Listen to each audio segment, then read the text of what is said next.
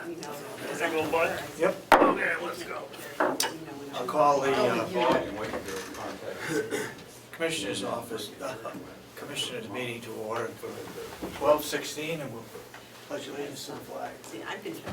I Pledge allegiance to the flag of the United States of America and to the republic for which it stands, one nation, under God, indivisible, with liberty and justice for all. Can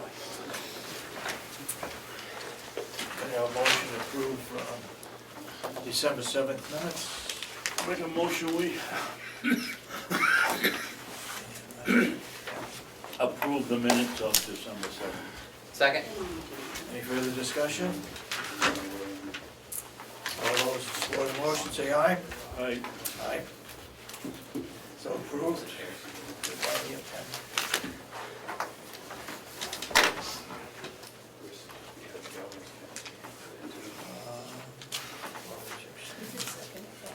I did.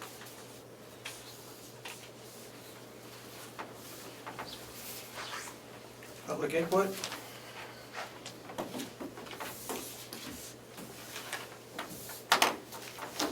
None? Seeing none?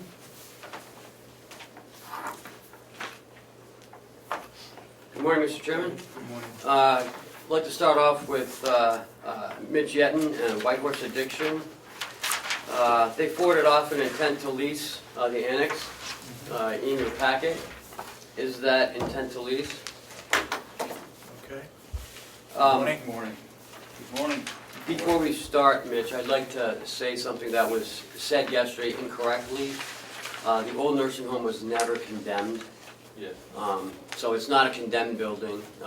They just No. used the wrong terminology. Yeah, in Tony, the architect that we have, understands that because he's worked through the veterans thing. He knew what was going on.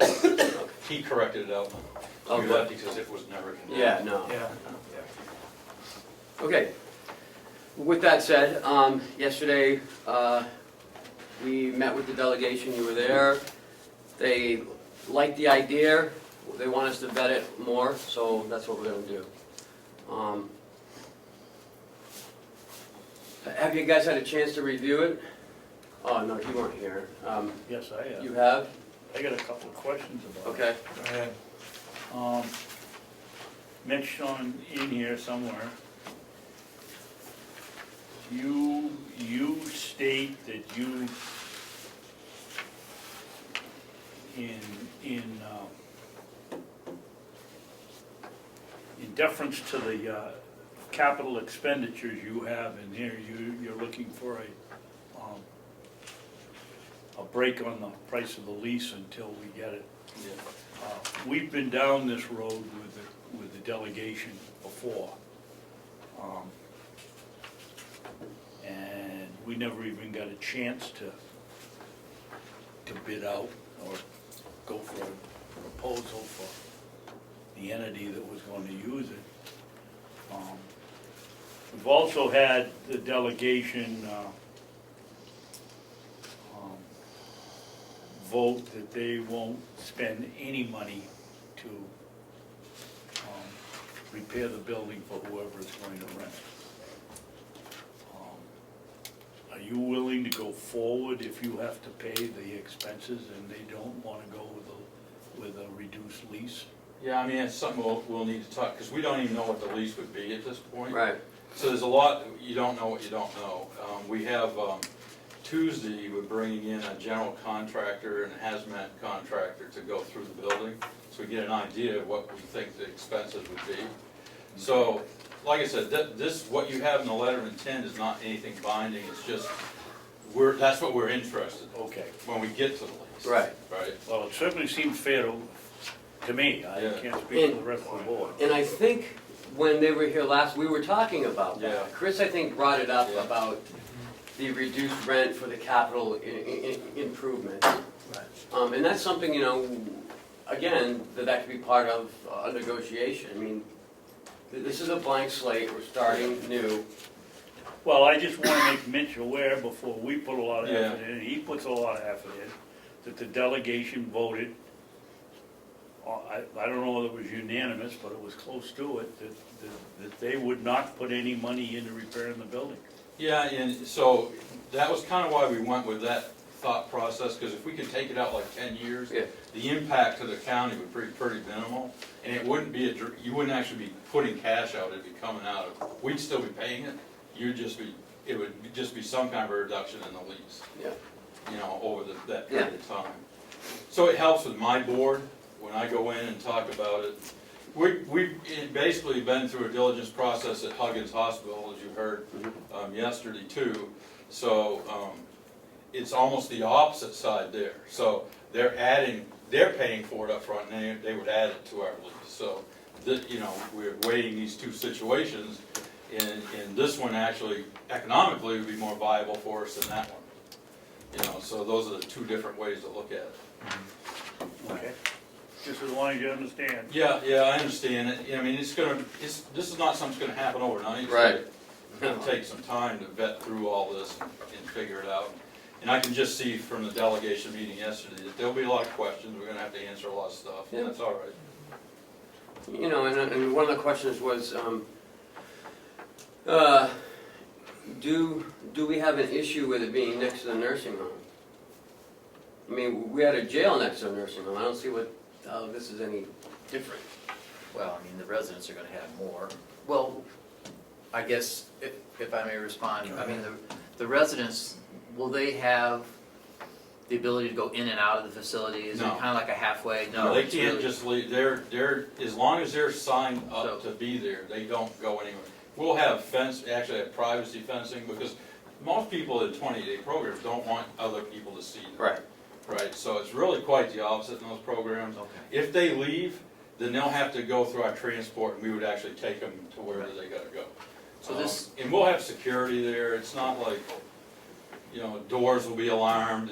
They aren't gonna be able to go anywhere. So it's really not a transitional, there's no transitional housing, they're there. They're there for the full 20, it takes that full first 28 days just to get them back on their feet, so we can then get them into other housing off-site here, where they go into an actual, more of a regeneration program, as we call it. So this here is really to rehabilitate them, to get them back to a healthy state where they can function. I'll be honest, the first 2 weeks, they're just kinda out In of their there. room.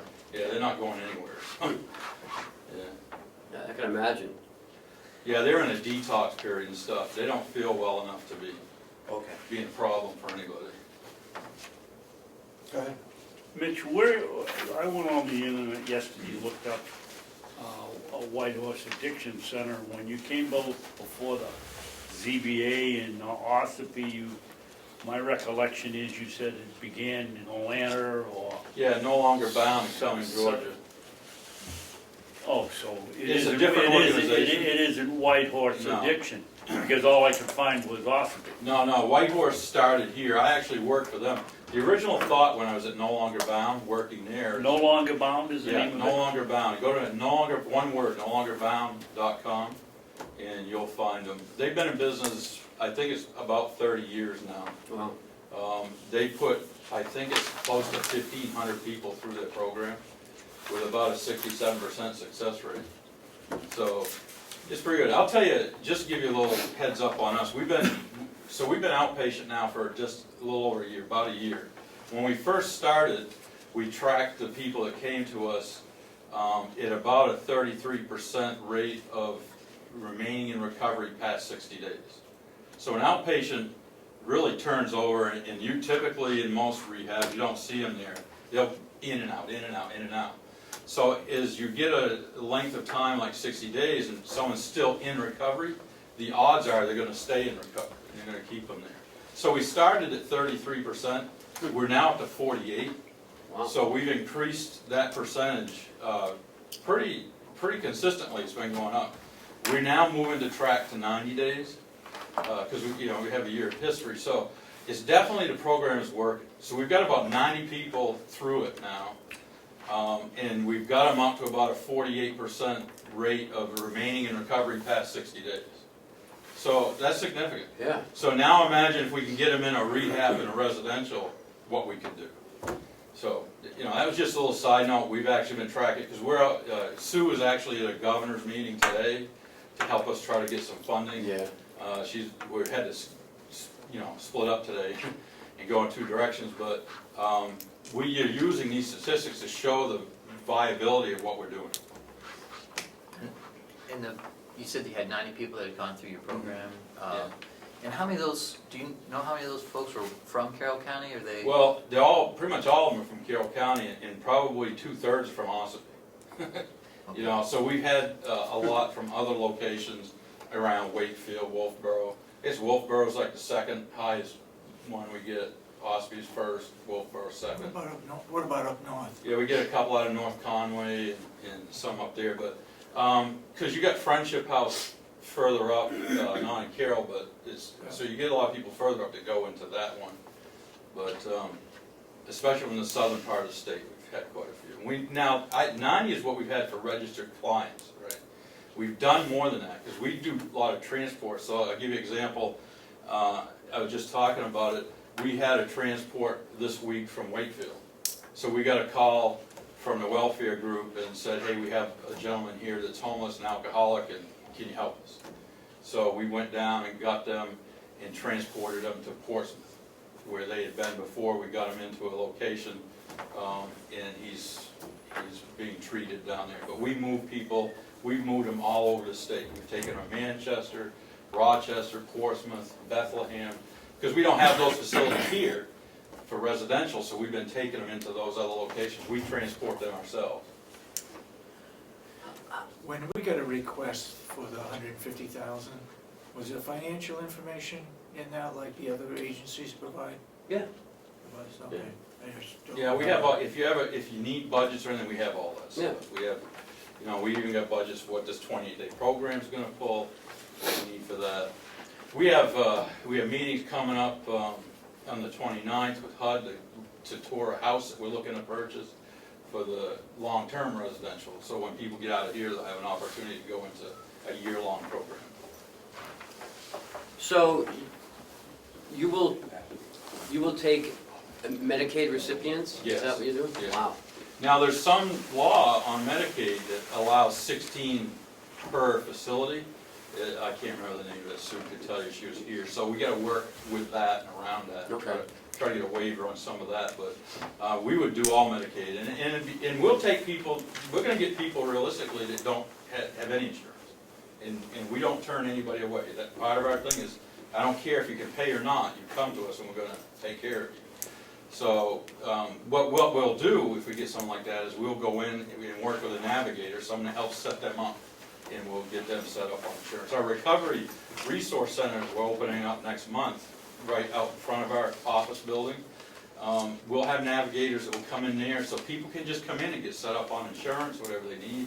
We're gonna have job corps there to help them get placed and get them into jobs and things like that. So we have that also. That's something that we'll be opening up here shortly. It's been in the process of being rehabbed and getting ready to go. So really, what you see here is just the tip of a much larger program. And you have board of directors, right? Yes. We have a list of those people. Yeah, I can get that for you.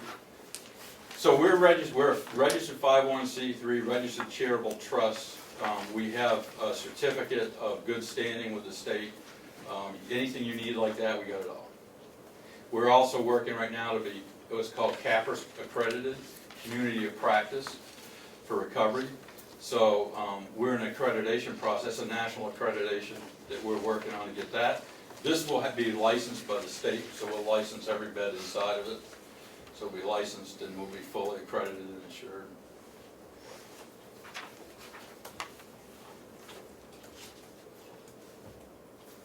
I mean, I think it's exciting, because there's nothing like it in the county. Yeah.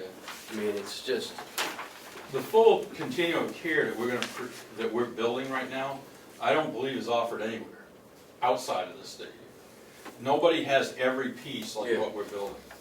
So what we're offering to the county here is unprecedented. But we need some help. yeah.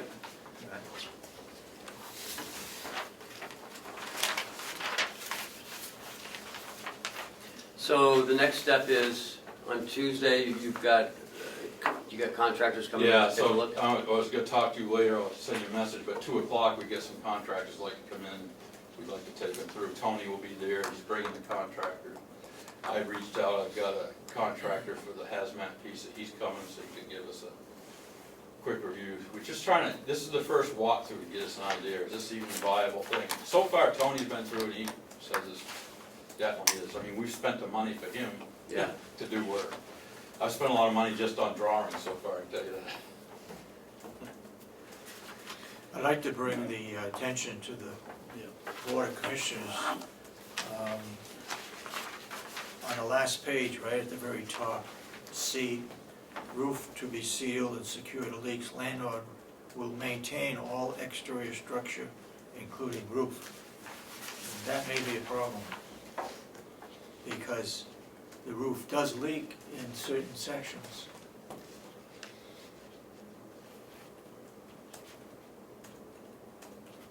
Yeah, so where we don't have a responsibility for that entire building, we're just leasing a portion of it. Yeah. We just felt that anything on the outside would remain, you know, you'll get your money for that through your lease.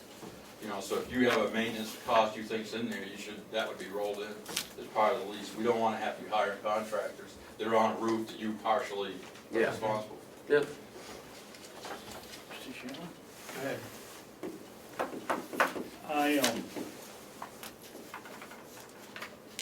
Having experience trying to work and lease this building out with the delegation. And I just don't want to keep going around in circles, but I think we're obligated to find out from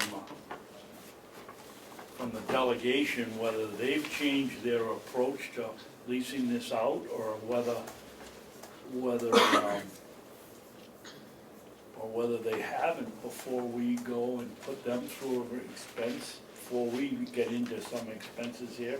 I mean, you were here, and I was here, and I think Chris was a delegation member then.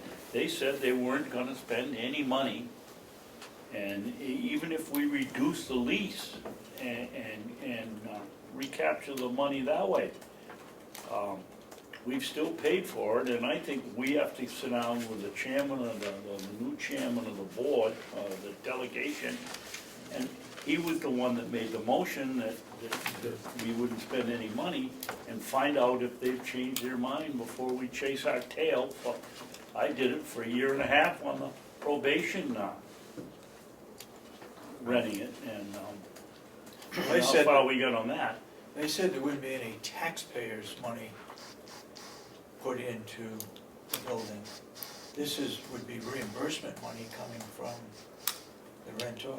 Well, Yes. yeah, I guess that would be just your definition of taxpayer money. If the taxpayer is, if it's whatever it is, if it's $2,000 a month and we're only charging $1,000 because we paid for the repairs, we still paid for the repairs. But we were I don't gonna do know. that with the Culinary Academy. That was the same thing. What? We were gonna do the same thing with the Culinary Academy. The Culinary Academy, though, the roof, that portion of the building, the roof has been repaired Oh, Yeah. recently. The core of the building we repaired, I don't know, right as I transitioned between my little break, you know, so so that part of the roof has been done, but the wings, you know, as I recall, still need some Well, repair. But we'll find more out on Yeah. Tuesday. Bob will be there. He can tell me where the leaks are, if there's leaks, and I don't know how bad they are. yeah, We got I don't see a lot water of in the building. asbestos, what's gonna When you happen build with a that? lease, when you guys build your lease to us, you were to take into account the things that you think you're gonna be spending, Right. and they'd be part of that lease, right? So you'll build it in and take it out over the term of the lease.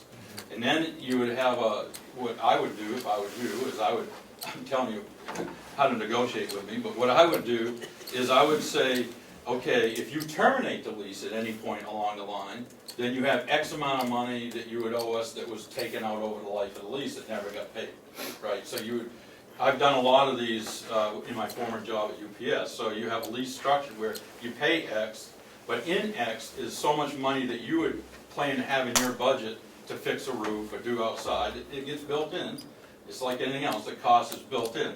Now, if I get down here and I leave, that cost was divided out over 10 years. If I leave, there's still money. So I become liable for, and you build that into the term of the lease. So I become liable for whatever is left that didn't get paid for. That sort of thing. So here I go, I'm telling you how to Right. negotiate with it. Well, But that's the way I've seen it done in the past. well, Mitch, you're welcome to help us out as you feel fit. I want this to work for all Right, it needs to of work, us. and that's all part of a good negotiation. From my best memory of the situation, the idea is that whomever would come in would be financially responsible completely for the rehabilitation of the building. Right. Okay, and that includes the roof, okay? And then, however though, that the lease would be structured such that it would be reduced to compensate you for that capital investment. Essentially though, what the lease monies that we would put in would be for, just as you mentioned, anticipated further repairs. Like, you're still gonna use the centralized heating system. Right. So the lease would be based on, here's the life of a boiler, here's how long it takes, here's when we expect we'll have to replace it. So that's how much it would be, and that would be the formula of the lease, is just so the building would be upkept. And then, for whatever period we negotiate, you put down 10 years, that may be the number that it ends up at. And then after that period, then renegotiate, what would be considered fair based on how we got to there. Right. So, I think that's part of the calculus, is to see how much repair work is necessary on the roof. But once the roof has been done, that would be part of the calculation of your lease, that any other repairs, well, that was, we charged you and we would pay for that.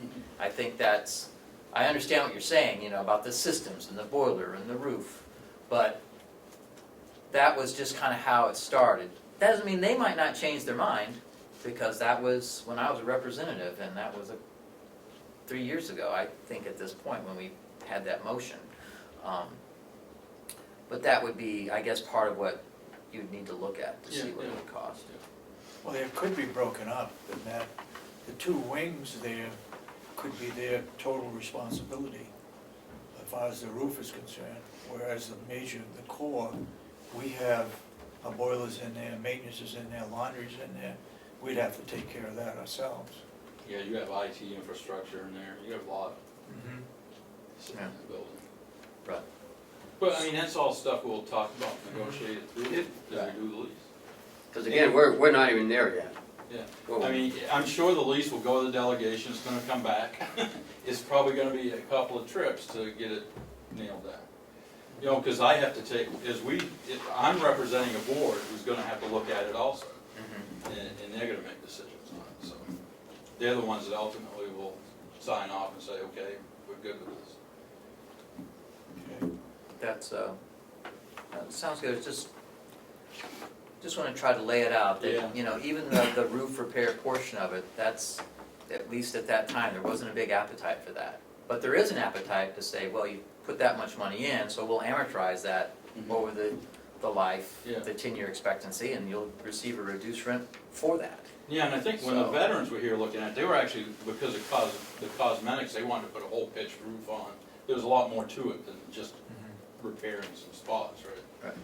So, That very well could be. yeah, they had a whole different, I was talking, Tony was designing it for them, he said they had a whole different philosophy. They wanted a pitched roof to make it look different. We don't need all that, we just need it not to leak.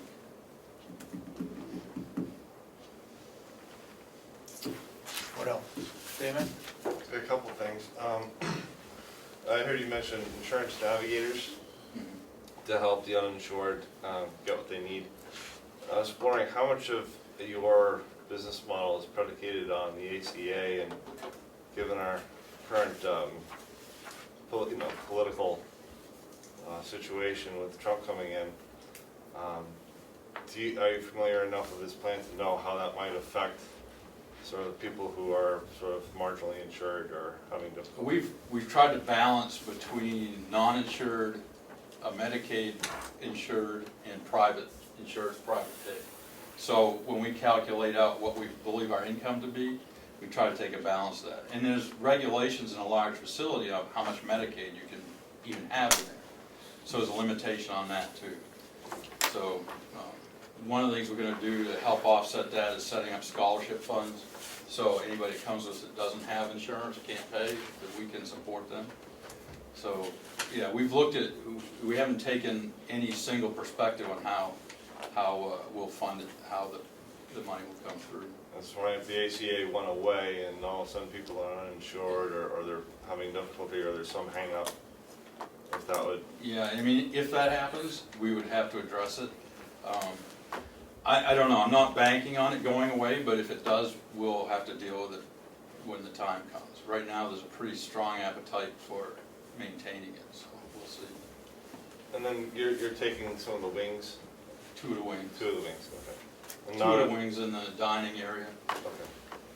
Thank you. Anybody else got any questions? Well, I guess I'm wondering, you know, what should be possibly our next steps? You know, Well, our next step would be, Ken, you're gonna be meeting with him on Tuesday? Yeah, I just texted Bob and see if, you know, he can be here at 2 o'clock. Yeah, and then, you know, Mitch may say, oh geez, you know, it was a nice idea, but it's not feasible. So I think our next step is to let them go through it, see what they think. So the letter of intent is all non-binding, it specifies it through, it's not a lease, it's just to say, you guys aren't gonna lease it while we're in the middle of this, spending Yeah. money to have drawings done and stuff like that.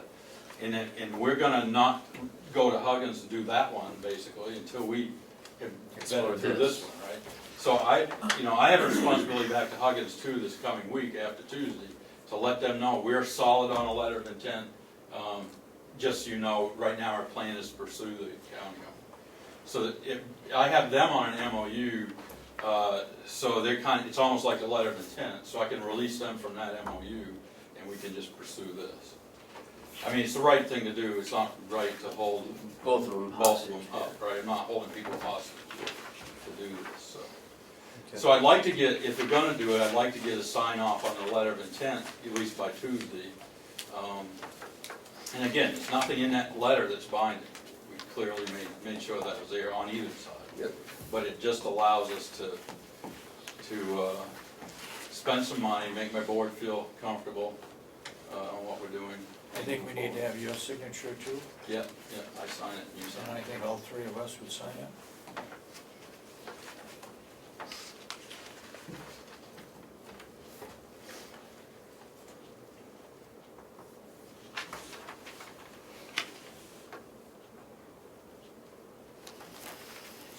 Anybody have any problems? I'll make a motion and we'll sign it. have we had this, Second it for discussion? No, Have we what? yeah, my No. question is, have we had anybody look at this from our legal counsel or from the No. attorney's office, just to review it real quick?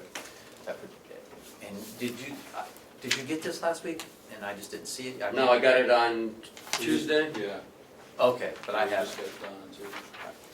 This has really been kind of a whirlwind, it's happened very quickly for Yeah. us, but. yeah, no, we appreciate your diligence. Yeah, we're It is very excited encouraging. about it. I think the whole relationship with the county, with us, with the jail, Jail, with the yeah. things we can do is really a positive, and I'm excited about what the model's gonna come out and look like. I also want to make another comment that was asked yesterday. We've had the jail in on this right from the beginning. And Jason and Ian and, I don't know the new guys. yeah, Their new MLADAC is attending MLADAC, our yeah. peer meetings now. yeah, So we're interfacing with, right. with the team over there. Yeah, so already. they're closely working Yeah. with White Horse, and it's becoming a good partnership. And if this could happen, it would be even better partnership. Just imagine these guys coming out, you know, they're all, 85% probably have an addiction issue. Yep. They come out, we can work with them, we can start turning them around. Maybe you don't see them visiting you in the jail so often, you know? That would be a positive externality. Write that one down.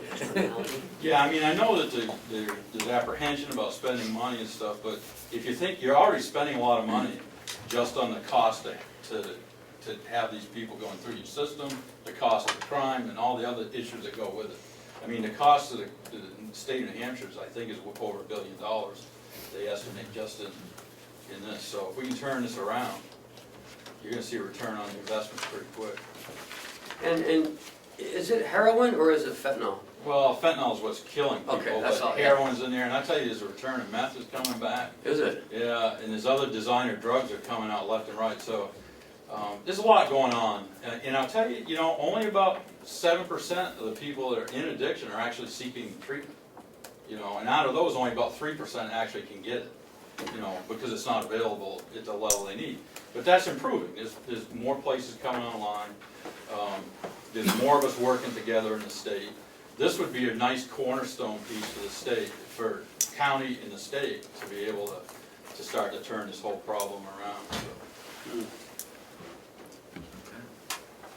Okay. Mr. Chairman, you want me to withdraw my motion, or should we go forward? If it's non-binding, I don't see any harm in signing it.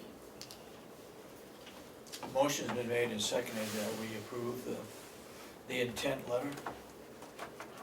Any further comments or questions? I guess my next comment would be, have you read this thoroughly? Yes. I sent Mitch a couple of suggestions and he changed them, Okay, so. so you feel very comfortable, because I scanned this. Right, because it's not binding, and we changed a couple of the options. He may come back on next week and say, it's off. It's gonna cost me $1 million, or whatever. Okay, Damon's question? One more. go ahead. One of the things the delegation, I think, asked for was sort of the success rate of the program. And I know you've only been around, what, 2 years maybe? Well, I was just telling these guys, so we do outpatient IOP now. So when we first started, one of the ways you measure success in this program is how long people are in recovery, how long they stay in recovery, and what the turnover is in that. So when we first started, back in 2015, we had about a 33% rate of people that remain in recovery past 60 days. So in other words, they come in, they do a few sessions, and then gone and back into whatever they're doing. And that's pretty common in outpatient. Today we're at 48%. So in just about a year, we've upped it by about 15%. So we're tracking it. We're actually moving the track out 90 days now and expand it. So there's definitely been a pretty big turnaround as far as that goes. And we've got some people that have been almost a year in recovery. We've actually moved them from recovery to what's called sobriety, so they're not trying to recover anymore, they've recovered. And when you have all these pieces together, and sort of everything's working the way you intended to, do you have a sense of what that number will be? Well, in 80%? I can only compare it to where I came from in Georgia.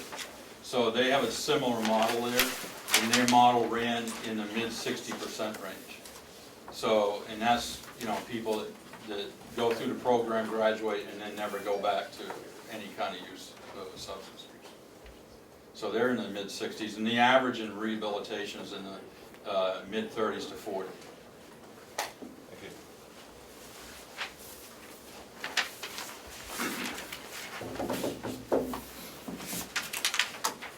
Sorry, did we vote on this? No, We we're have to still vote. waiting for the, Okay. we had a We have to motion, vote, seconded? What's that? We have to vote.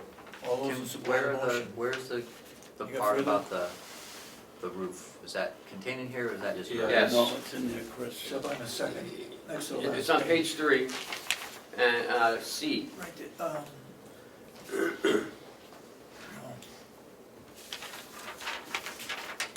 It's up at the very top. Yeah, I see it. No, it's under C, I see it.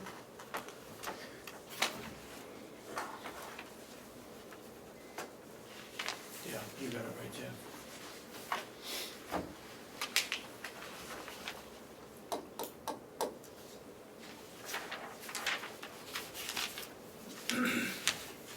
I think,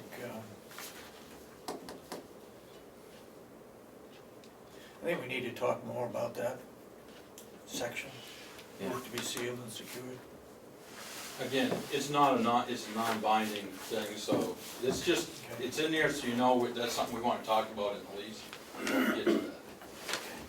It's kind of full disclosure. Well, Okay. but unfortunately, it is non-binding, but it also is written down and we're agreeing to it. And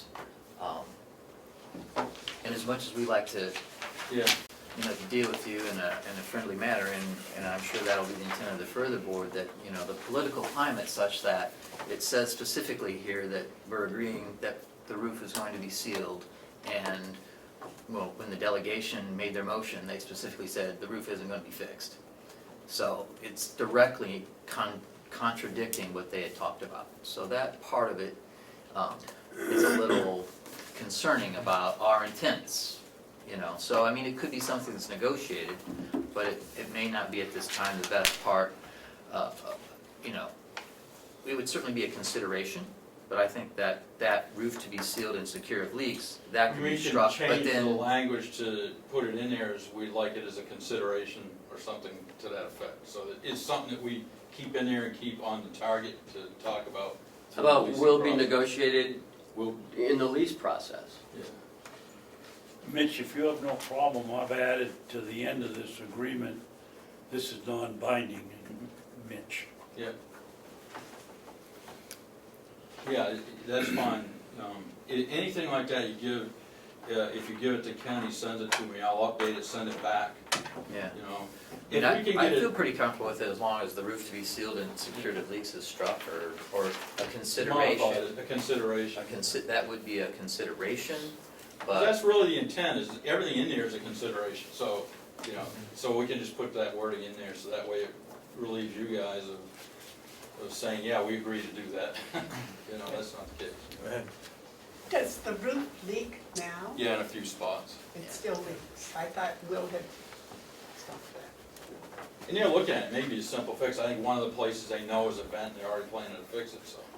I don't think there's a huge There's expense. so many involved. vents that go through the roof there that the seals, they get old, they crack, and it leaks. right.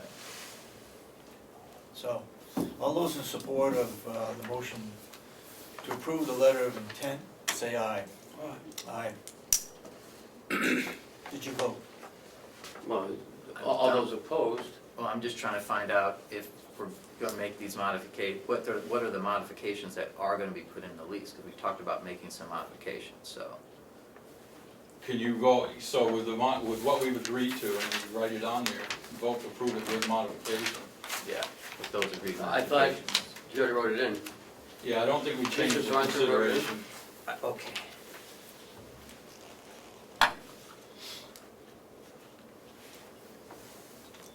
Okay, all right, so we'll make some modifications to letter C, and I think that will Yep. Want to sign? give my positive vote to it.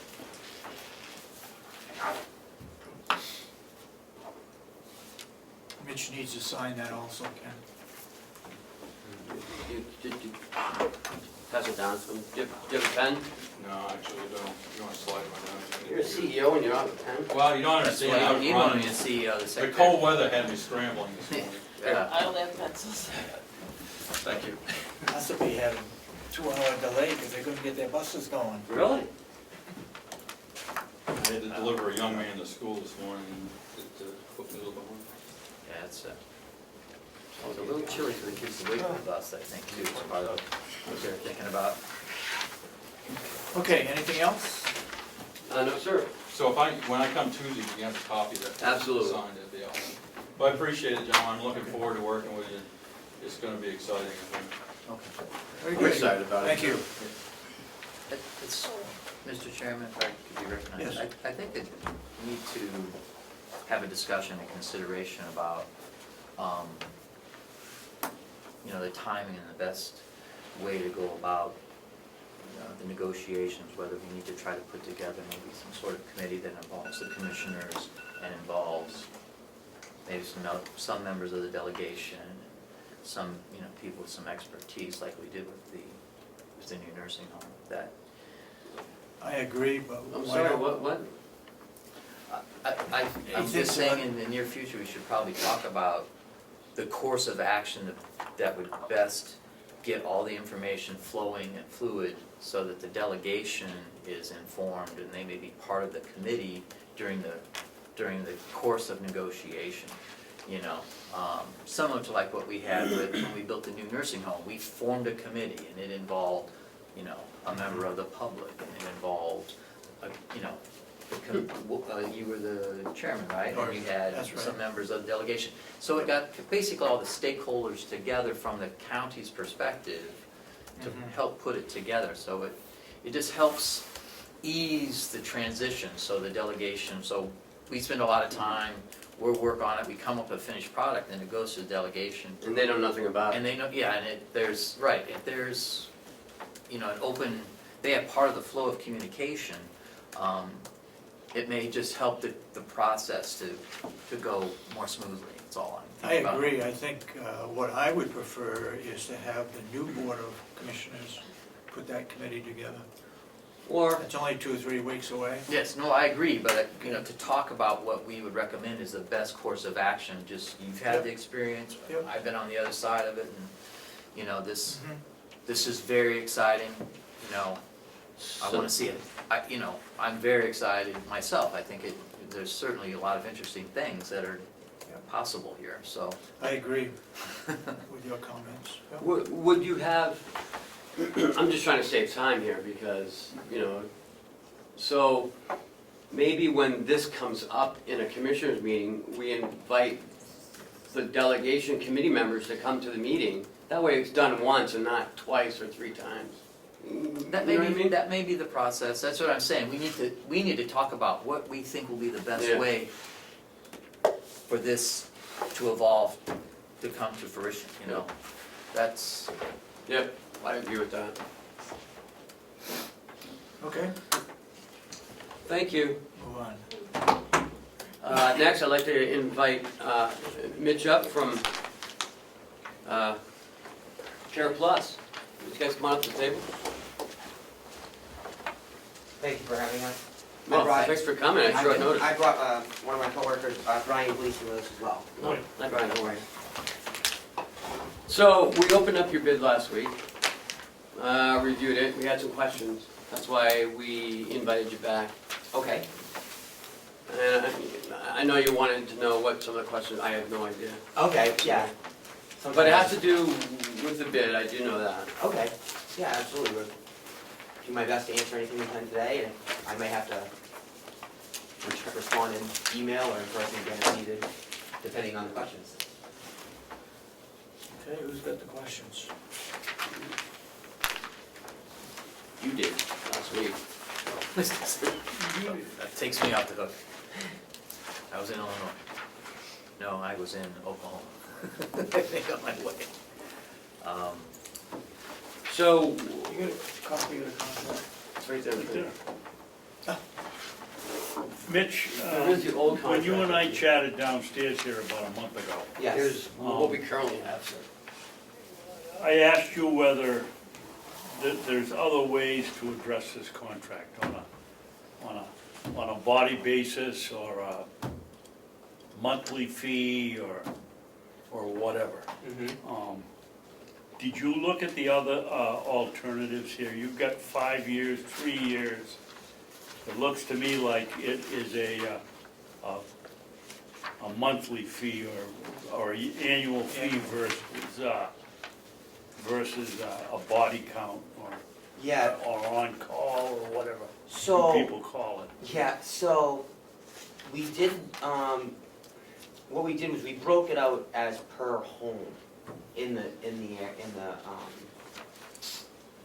Hales location. Excuse me right there, Mitch. How could you do that with a large percentage of these people leave Anyway, Hale's location in the winter? And they're not there and hopefully there's nobody living Hopefully.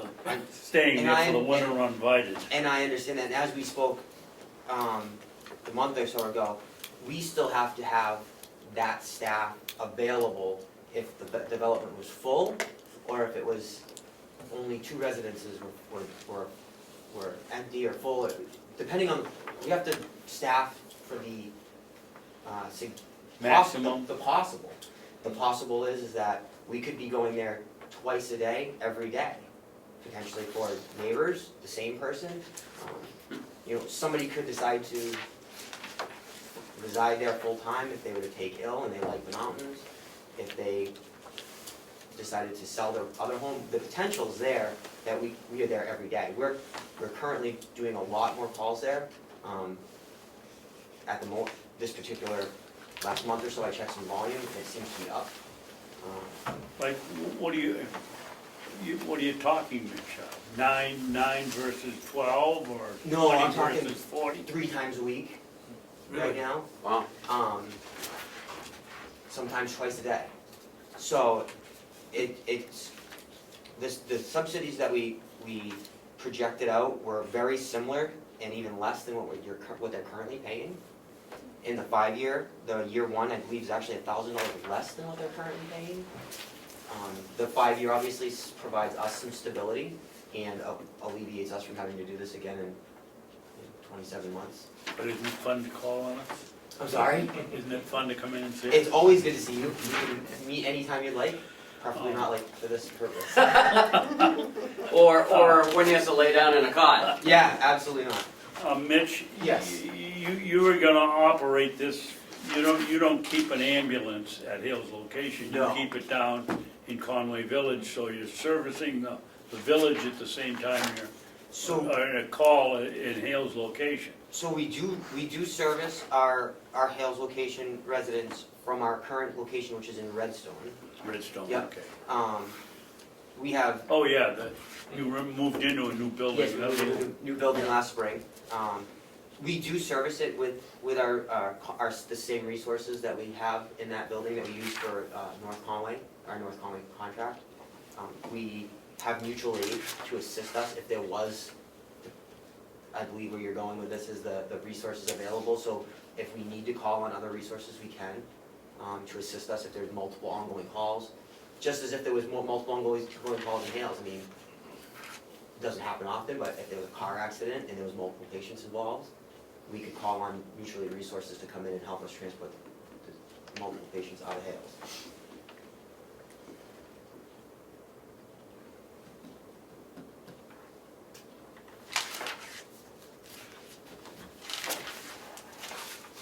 Have we, in my recollection, you've been servicing the Hales location for a while.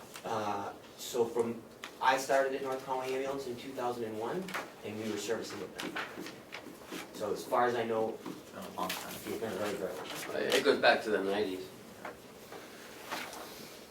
Mitch, if I could add. Yeah, absolutely. I'm Brian Gleason, I'm one of the executive directors with Care Plus, and work with Mitch up in this area to help with the 911 systems as well as the hospital. And I think just to help add a little bit of background to this bid proposal, when the owner, Eric Damon, puts together any proposal, it basically, what you're looking at is you're paying for an ambulance to be response ready. And it costs about $500,000 to staff and have one ambulance ready for any territory, whether it's 100,000 or 10,000 people.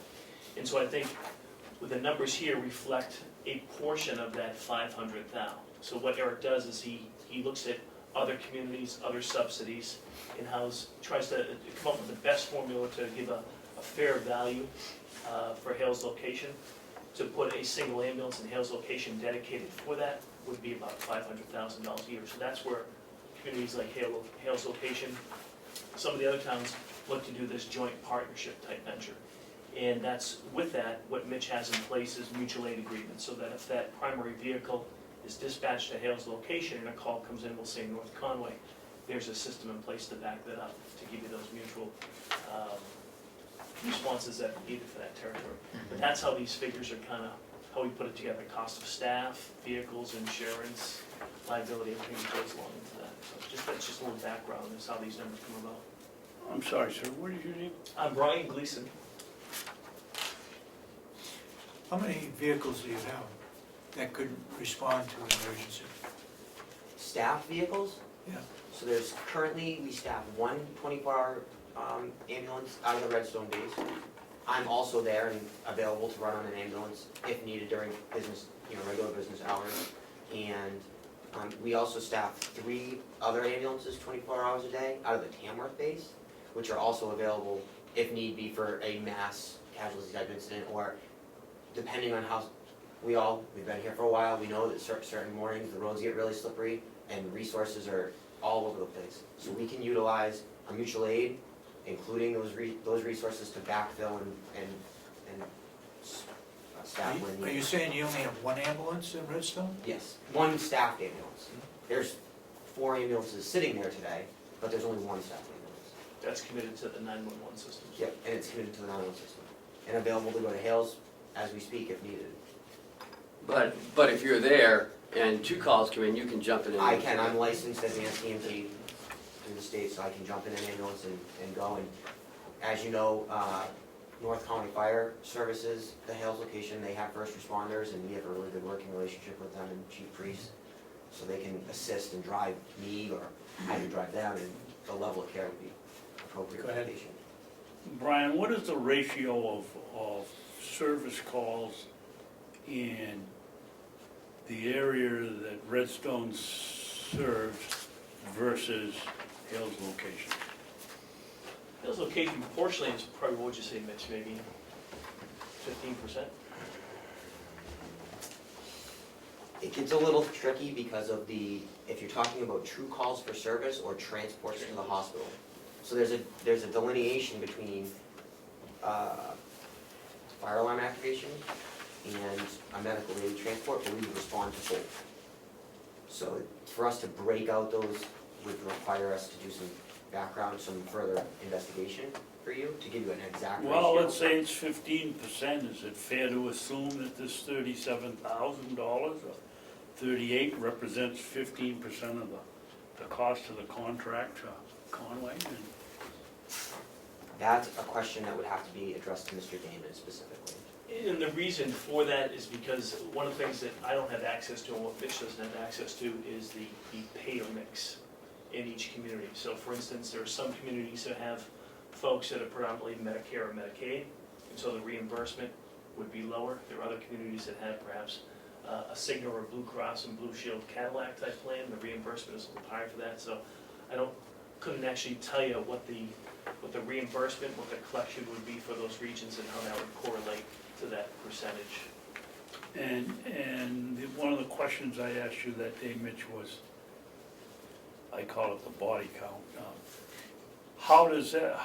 If you work the prices up or Eric worked them up, how did it work out on a call basis versus a standby for 24/7? So there's a couple of issues when I spoke with Eric about doing it per call is that the first one that we spoke of is it's really hard to budget for the exact reason of all of a sudden, as Commissioner Sorensen reacted when I told him that we were there 3 times, regularly 3 times a week, sometimes 2 times a day.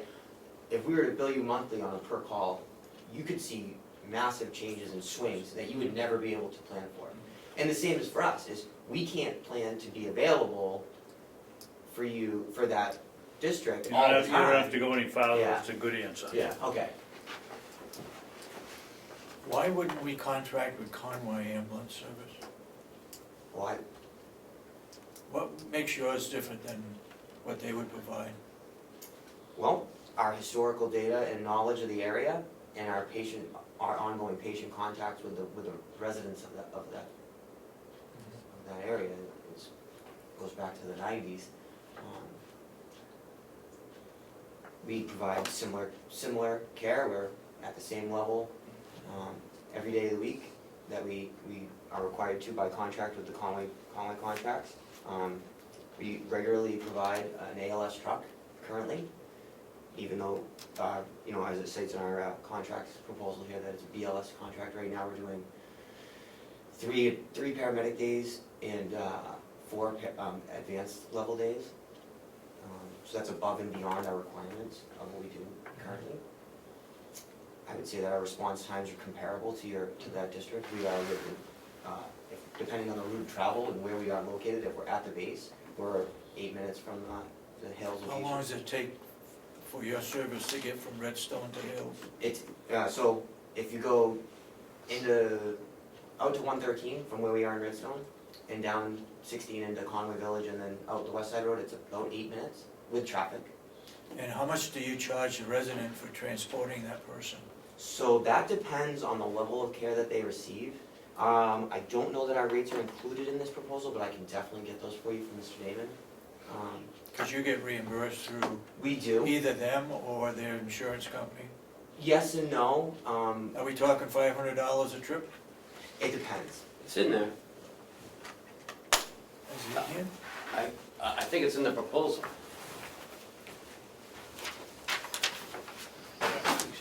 Patient ambulance fees, section 6. All patients transported will be billed for services provided. Yeah. It doesn't say, because So it may be different. what I can tell you is that we accept, I'd say almost all of Just the, about, yeah. all of the health insurances, we're a contracted provider with them, which basically means that we would Except this one. accept their assignment. So when an insurance company, they have a funny way of doing business. They deem certain things worth so much, Yeah. and we accept what they deem is appropriate for reimbursement on medical transport. I asked that question because my wife, a number of years ago, when Kisman was in charge, it was $300 to take her from Whitaker Woods to Memorial Hospital, Yeah. which was just around the corner. And there was nothing done in the ambulance, it was just a transport. It was $300. Yeah, so, I don't know how many years ago that was, but ambulance billing has changed drastically over the years.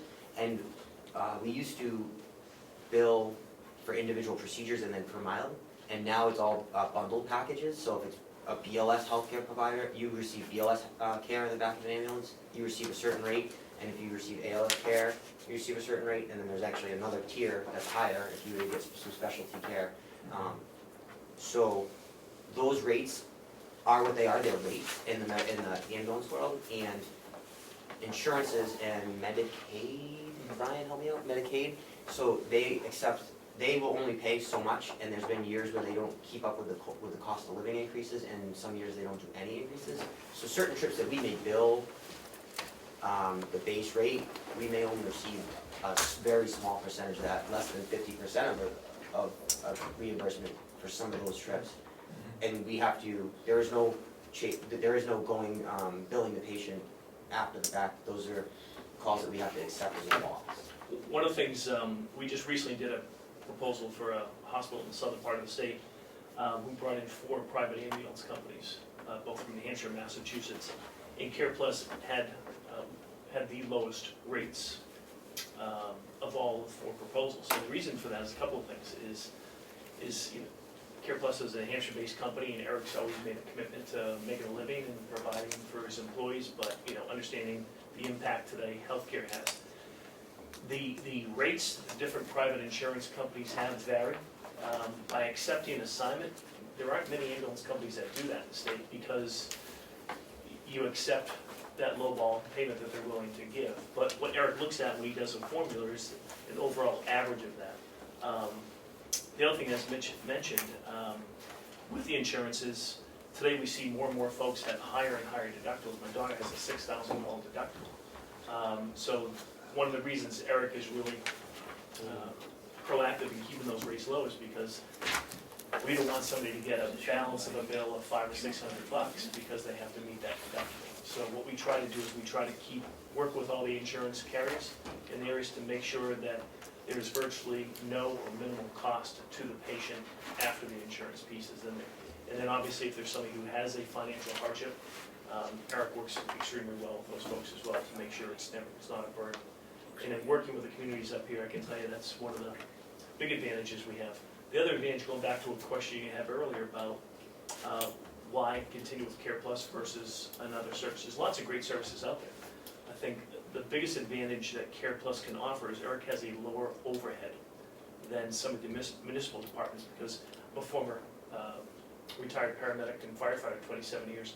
The state retirement costs that are associated with each firefighter, which is why oftentimes when you see municipal bids, they're that much higher than a private ambulance bid because of what they've got to charge to offset that additional staffing, or just the variance in that staffing cost itself, so. Which is why, we are very successful in having many contracts for communities.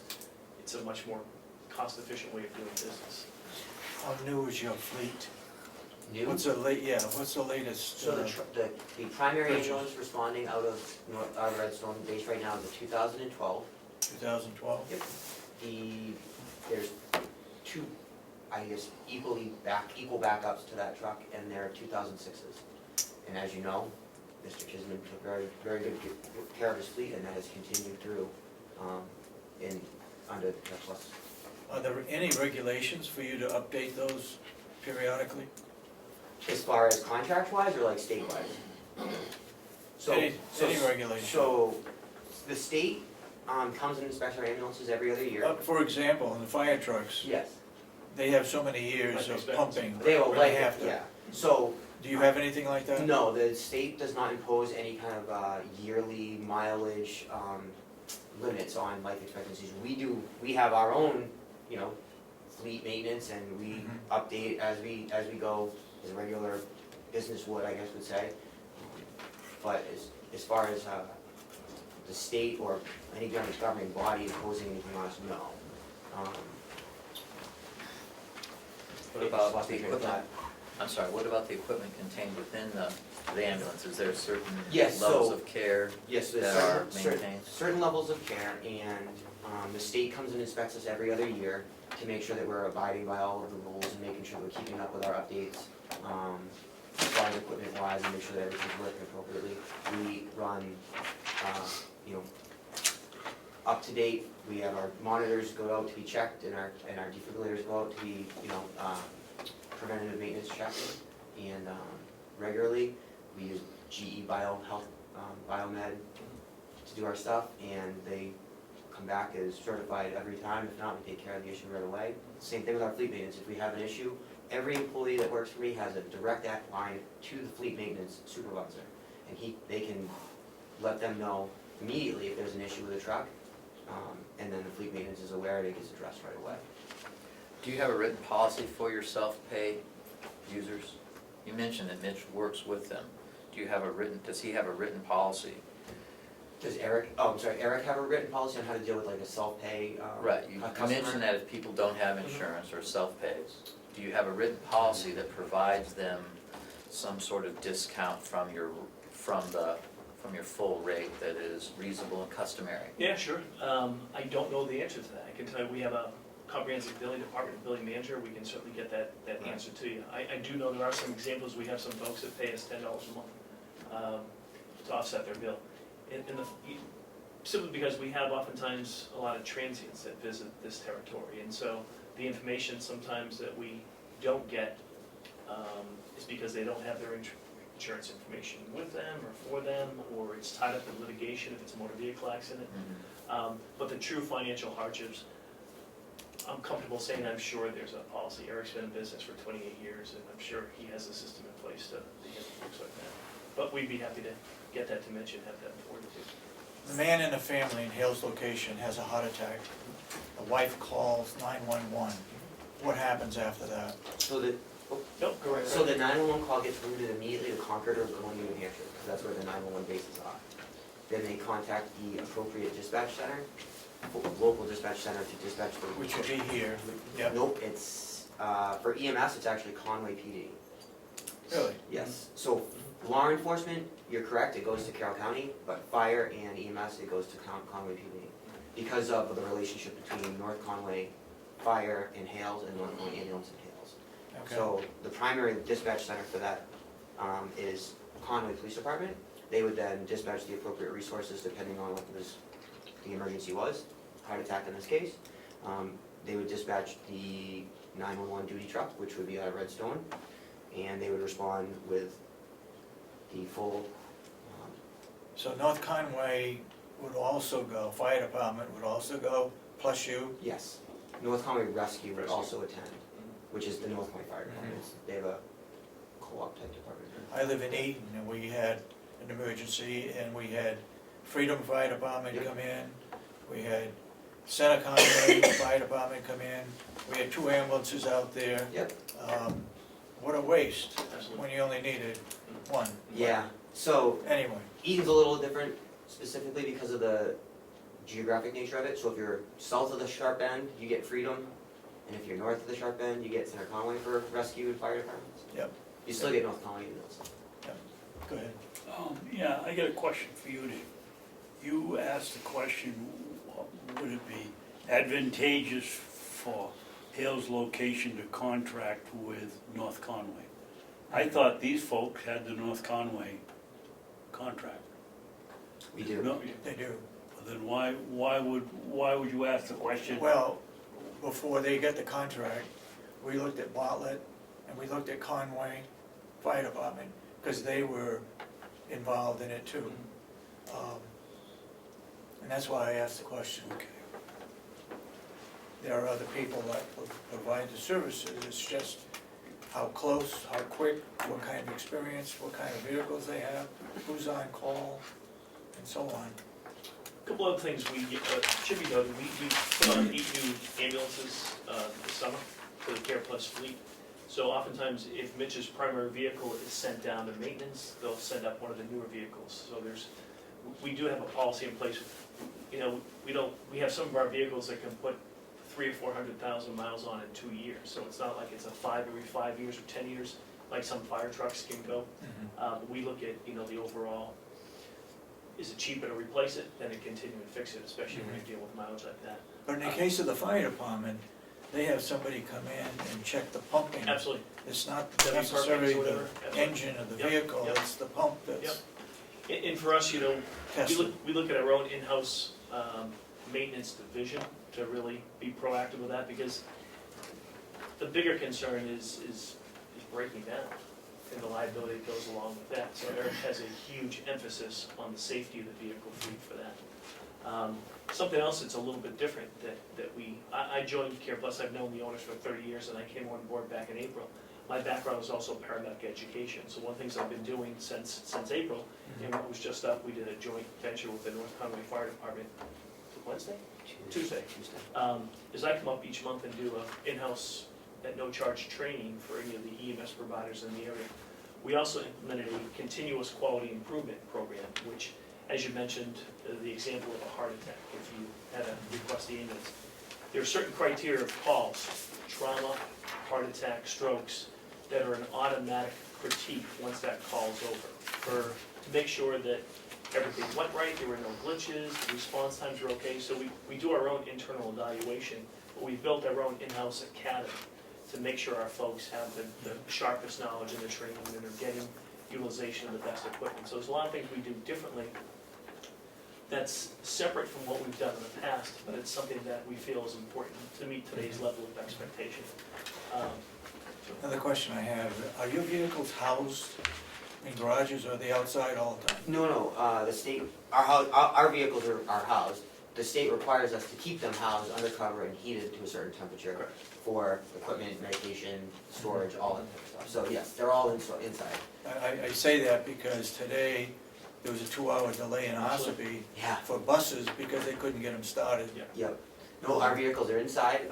We have shorelines, and you're more than welcome to stop by and see the base at any time. No need to call, just stop by and see us, and as long as there's a crew member there, we'll show you around. But they're all plugged in, so that all the batteries are charged, and everything is ready to go. One thing that's not housed is, in addition, all the ambulances by state requirement have to be, but if you drove by our base, you may see a couple of wheelchair vans parked outside. There's no meds on those vehicles, they don't have to be housed by any state statute. So in some of our newer wheelchair vans look like some of our newer ambulances. So if you drove by at night and saw a truck parked out there, they didn't want you to think that we're giving you some misleading information. Wheelchair vans don't have to be. You had another question? About Medicaid or Medicare, I can never remember which it is. If a person pays or you bill Medicaid or whichever, is that the end of the sequence for that? I think you said it was. You're not going back to somebody else to try to collect some more money or a difference if it's $1,000 and Medicaid pays $750, you're not out chasing somebody else for the $750? So Medicaid is exactly what you're talking about. Medicare is slightly different, and it's a barrage of billing specific type situations that go into making that bill when somebody has one or either one of those specific types of insurances. But I guess my question is, Mitch, when you send that bill to that person, or the paying entity, that's the end of it. You don't go, well, this is only half of what we should get, we're gonna go into, try to get that individual to pay the other I half. can't say with a blanket statement that that is, because every insurance is a little bit different, and I'm not versed to that extent. There is circumstances where patients do get bills. They said they accept the assignment, Assignment, correct. so since they accept the assignment, they don't necessarily get paid the full rack rate like we do over here. Yep. But that particular insurance may still allow them to send them a co-payment, which might be 10% of the bill, it depends on the deductible, Yeah. so. Yeah, there's a lot of So different. because of their parts of insurance that. plan, their insurance plan may have co-payments that they do bill for, but they don't bill for whatever isn't covered. Right, so for instance, if, just as an example, if your ambulance private bill was $600, Medicare reimburses, I think it's $286. That's all they allow for that. So by accepting assignment, that's the most we would be eligible for. However, if they do have a $20 or $50 copay, then Medicare would deduct that from that $286, reimburses that, and then we would be allowed to submit for that small copay, but that wouldn't be. That's what I was getting at. Gotcha. And that varies from plan to plan and state to state. Okay, anybody got any further questions? So we're looking at either a 3-year contract or a 5-year contract. Correct. And the 5-year contract ends up with a 5th year of $37,000, which is less than what we're paying. Currently, I believe. Currently. I would have to look up the last contract for the state. 37.6 or something like that. Yeah. I have it right there. I think it's, And Eric was trying to offer the best he could do by extending the 5 years. I think that's what's Try to best. tie it with the other. Yeah, we're trying to tie it in with everything else that we have going on, so that's really best for us to do a 5-year contract. We try to make it a little bit more appealing by coming down on on what we can ask for a subsidy. Plus, the 5 years is a little bit more, just locks that all up for an extra 2 years. Could I ask how many other contracts you have? Sure, so we currently contract 911 in Carroll County with Ossipee, Freedom, Madison, Tamworth, Eaton, and Effingham. And that's all actually roped into one contract together. All 6 towns have their own portions of it, but it's all together. And then we have our contract in North Conway, or with the town of Conway to cover North Conway, Redstone, and East Conway. So those are the current 911 contracts we service. Obviously, Hales additionally. We service the Genesis homes. We have a contract with them as well, which is the Mineral Springs, or it used to be Sunbridge. Bounce back and forth the name. So we also service them with our contract as well, locally. We have the Manchester and White River Junction VA contracts from the Care Plus side of things For 25 plus years. for a long time. Yeah, all So the veterans. we do other contract work as well, but locally, those are the 911 contracts. Ken, who do we have a contract with for a nursing home? Oh, that's us as well. Yeah. That's you too? That's us and the jail, And the jail? and we service the jail as well. Okay, no further questions? Thank you very much. Thank you. Thanks for your time. At this point, do you want us to respond with anything, or are you status quo for us? I'm all set. I thought you asked him a question. I'll research the hardship. The cash Yeah. customer policy? Yeah. You would like us to respond? Provide that for you? Okay. so are we making a motion today, sir? Do you want to wait for that policy? Well, I guess I don't know all the, That's it. is this the only bidder? Okay, that's because I couldn't remember for sure, but that was my recollection, they were really good. And, well, it would be nice to see, but I guess really I think more so what's gonna come down to is, do we think it's better for the 3 or 5? Do I hear a But I'd motion? like to see it, just to see what it is. Have we received any complaints or any concerns? I have not. Just the cost. What it costs? I didn't realize that they were going there that often. I Really? didn't either. That surprises me. It was about 150 residents in there, I believe. And as I spoke with Commissioner Babson, is at any point, somebody can take up ill, and they're gonna be going regularly, potentially, or having constant problems. You know, and if this can happen anywhere, this can happen in freedom. If a regular person who has diabetes starts to change medicines or has a life change in their life, they become to the point where they can no longer, they're not as ambulatory as they once were because they broke their ankle in the snow. That can affect a lot of things. I mean, we could be going there regularly to either pick them up and put them back in their chair, or address their diabetic issue and take them to the hospital. So, things change quickly. I noticed an uptick recently after I spoke with Commissioner Babson. Mitch, this does cover transportation. It may be at a different rate when you bill the individual, but in this contract, you're not only offering the ambulance with the red lights and sirens, you're offering transportation in a wheelchair van if they want it too, are you not? So this particular contract doesn't cover No. a wheelchair van, but we do provide that as a service, and somebody can call Carroll Plus or North Conway Ambulance, and we will schedule that for someone. Yeah, that's not covering the contract, but we do provide the service, and we would gladly provide it to Hale. That's what I was getting at. Yeah, It's not- absolutely. Not in the contract. It's not in the contract, but we would provide it if somebody called, we're local, so we take care of the residents, absolutely. And we have the resources here to do that. Yeah. Because as selectman, you don't have to provide that wheelchair access van, just emergency services. Do I hear a motion? Or do you want to react and do this next week? I'd like to do it next week and discuss it a little more. Okay. Agree? All right. Then thank you very much. Thank you, We'll John. take action on it next week. Thanks, guys. All right. Ken, Yes, sir.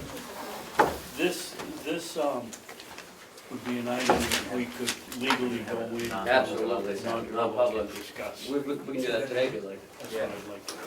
That's what they just talked about, doing it, having a non-public session, just to Okay. figure out 3 or 5, Yeah. essentially. Okay.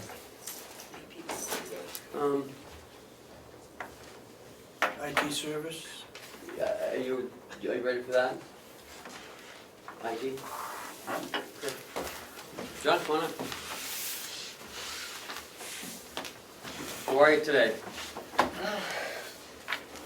Overworked, right, Sean? Don't say cold. No, it's, I've taken 2 spills in the last week, it hasn't been the best of weeks for me. Really? Spills hasn't fallen? Yeah. You haven't been riding your Yeah, I was motorcycle? just No, gonna I say, haven't you been on haven't the been on your motorcycle. motorcycle. I've not been on the motorcycle this week, that I guarantee. You been to too many Christmas parties? or- No, I haven't started yet, I think I need some for recovery purposes. Right, well, we're here to talk about you. Okay, You provide our IT services. It's expiring in March. Is that correct? yes. Do you want to start? Yeah, I guess. Okay. Yeah, you Start may getting the start. appointment. Go ahead. Okay. The contract comes up in March, John. You and I have discussed the possibilities. Yes. We have 2 things we have to look at. We're either gonna continue with an outside vendor like yourself, or we're going to have an internal. Each has its problems. The internal, actually, we'd have to hire 2 or 3 people to cover be able to cover, and an external, we lose some of the control over what we've got for equipment, what we have for response time. To me, it's the least of the two problems, but, so, one of the things I think that I've discussed with Ken is, maybe going another year or two with you, and then, considering putting in our own IT person. Whether we stay with you depends on how gracious you are in the pricing of the contract. And, Well, I can assure you that, of course, I've been through the bid process 4 or 5 separate times. Every time, including the one time when a former commissioner kind of bastardized the process, shall we say, I have come out as the best price. So my pricing is good, and I am willing to... excuse me, John, we're not saying you haven't done a good Right. job. Oh, I understand. This is a business. I understand. And from my standpoint, having the extended contract allows me to adjust my staffing. You know, a contract of this size, it absolutely affects the staffing level of my company. And that's why I'm willing to continue on with the same price that you've had since I started for an extended period, because it allows me to plan the future of my company as well. We can go more into the pros and cons of outside sourcing versus internal. You mentioned losing control over the equipment and whatnot. I honestly don't feel that that should be an issue one way or the other, whether you have somebody internal or external. I provide the same exact services. I can give you lists of everything that's here. I answer directly to Ken as far as what goes on, as well as work closely with all the department heads to do what's in the best interest of everybody here. I don't believe there's any question whatsoever that I have acted in the best interest of the county, obtaining the best pricing. I search for best pricing and all that. And I've done that from day one, and that's why you guys have had me around this long. That is one of the advantages of an outside contractor, is that if you start feeling that I'm not working in your best interest, to hire me, you just stop picking up the phone. You know, it's a whole lot easier to get rid of me than it is to get rid of somebody who actually works for you. And so it's in my best interest to keep the county happy with me in Cybertron. And John, I feel that you're like one of my department heads, really. I am acting in that capacity, Yeah. not being an employee, I can't be officially named a department head, but I do work in that same You do. capacity and answer directly to Ken as far as any big decisions.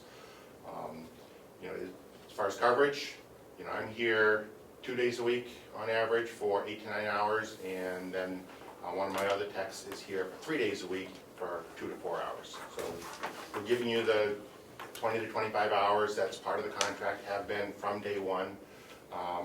And we have somebody on the grounds at least 3 days a week.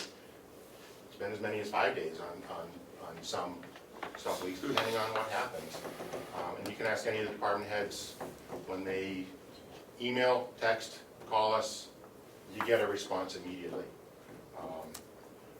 One of the things, the disadvantages of an internal person, if you will, and you can ask Superintendent Henry, he experienced this firsthand in his prior job, is that us IT people are known for creating a kingdom that only we hold the key for.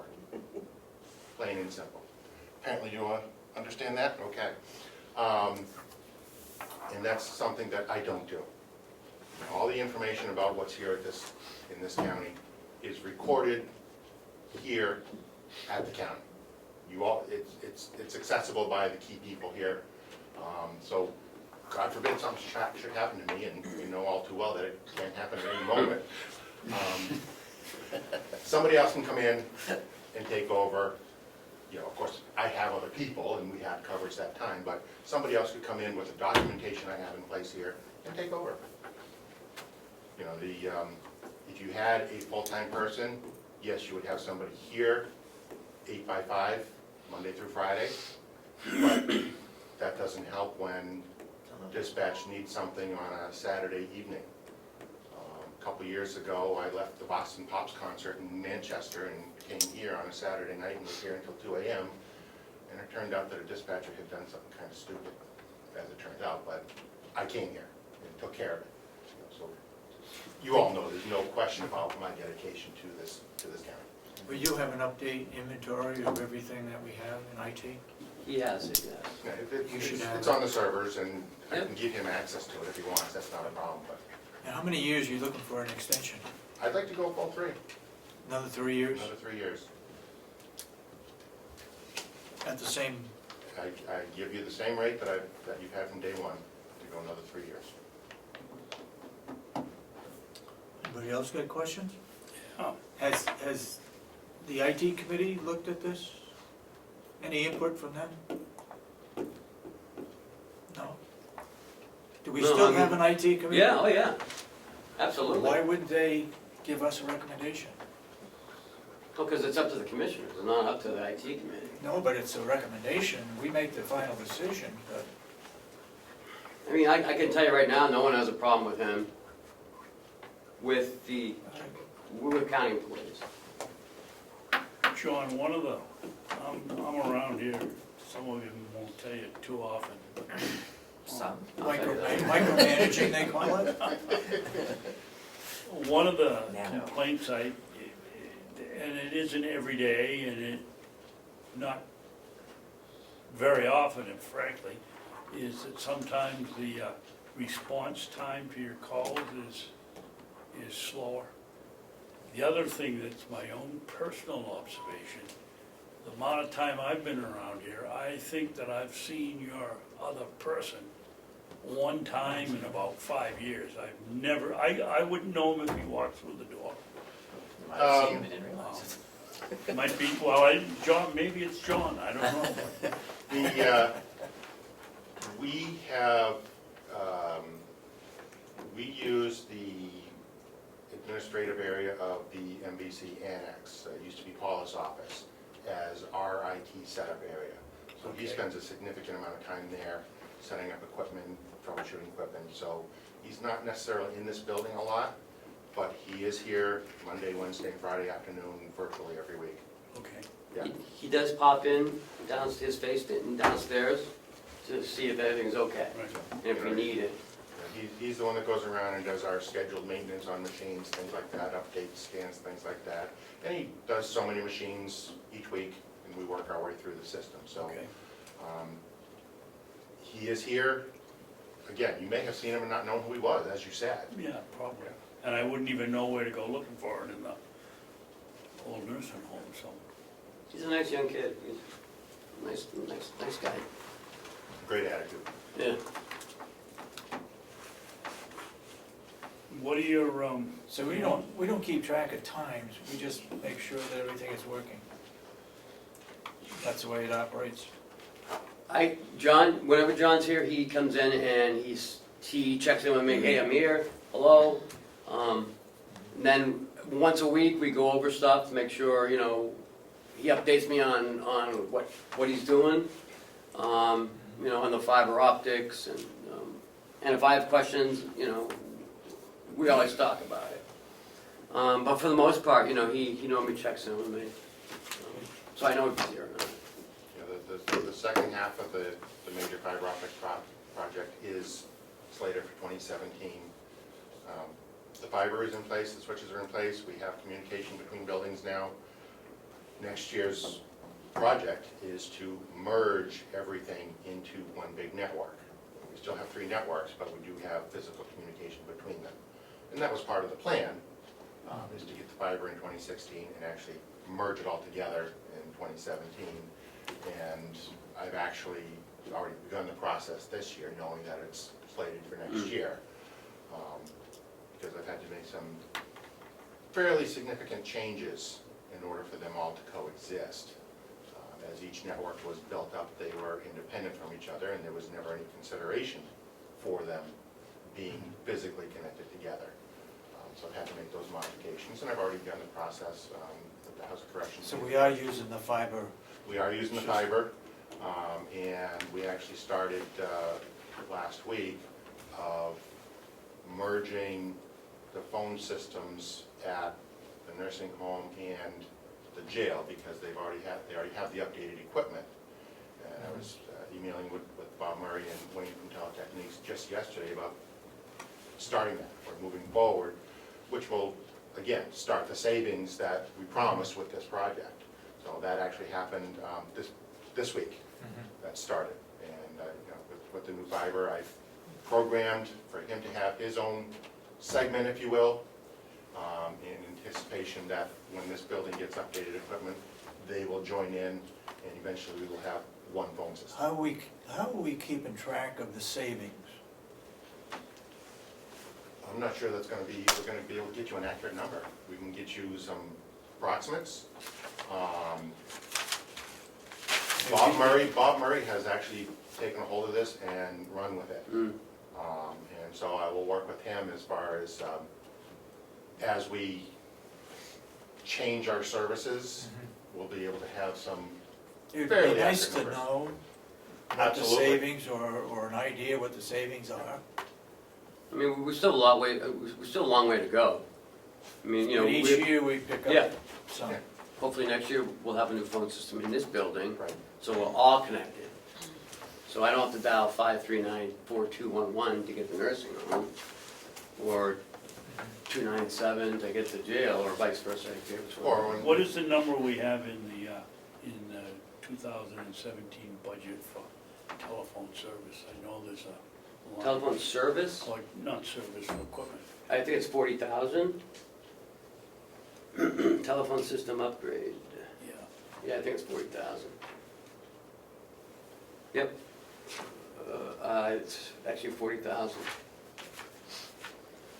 What happens if the delegation decides to cut that out? Then we'll Then- dial 539-2177. we'll limit the Dial. savings to the two pieces of equipment that we already have. Keep in mind that the sheriff's department, their voice recorder is ailing, shall we say? And they absolutely need to have one next year. Can they get grant money for that? They're hoping, they are We're going to go looking for at it, grant, yeah. looking for grant money to help recoup some of the costs of that. Now, with the voice recorder, you buy a model based upon your specific phone system, so that they can communicate with each other. So it doesn't make sense for them to replace the voice recorder with one that'll work with the existing phone system, which is aged, and you know will need to be replaced at some point. It just makes sense, if you're gonna do one, you bundle them together as a package deal for the long-term use of it. So we at least want to start there, and out of all the phone services in this building, they are the heaviest user based upon what they do. So I would hope the delegation can recognize that and move forward with at least that part. It would be nice to just do it all in one shot and get it done with. But those discussions will happen later on, in the first quarter of the year. I think when we get looking at the IT budget and the subcommittees, it'd be good to make sure that the IT committee has had some say in it. They ask a question, why didn't they, they'll just put it off until We have something met, happens. the IT committee has met on this whole fiber optic, the phones, Mike And what is Santuccio. budgeted for Yep, 17? yep, Okay. I work closely with all the department heads here individually, I and, I don't have that one of the problem. things, one of the things I see is that when we sit here as a committee, we end up discussing the individual department, and the rest of the people at the time just kind of go, well, do I really need to be here? So, Well, it is a committee, It is and a we committee. look at the overall picture of the whole complex. sure, And the more people that are involved in it, that know what's going on, probably the better we are. Do we have an updated timeline on the fiber optics? I mean, I know you have a model in your mind, but is it written down, a document that, we Can be do produced have for that, the budget it's on process? file here.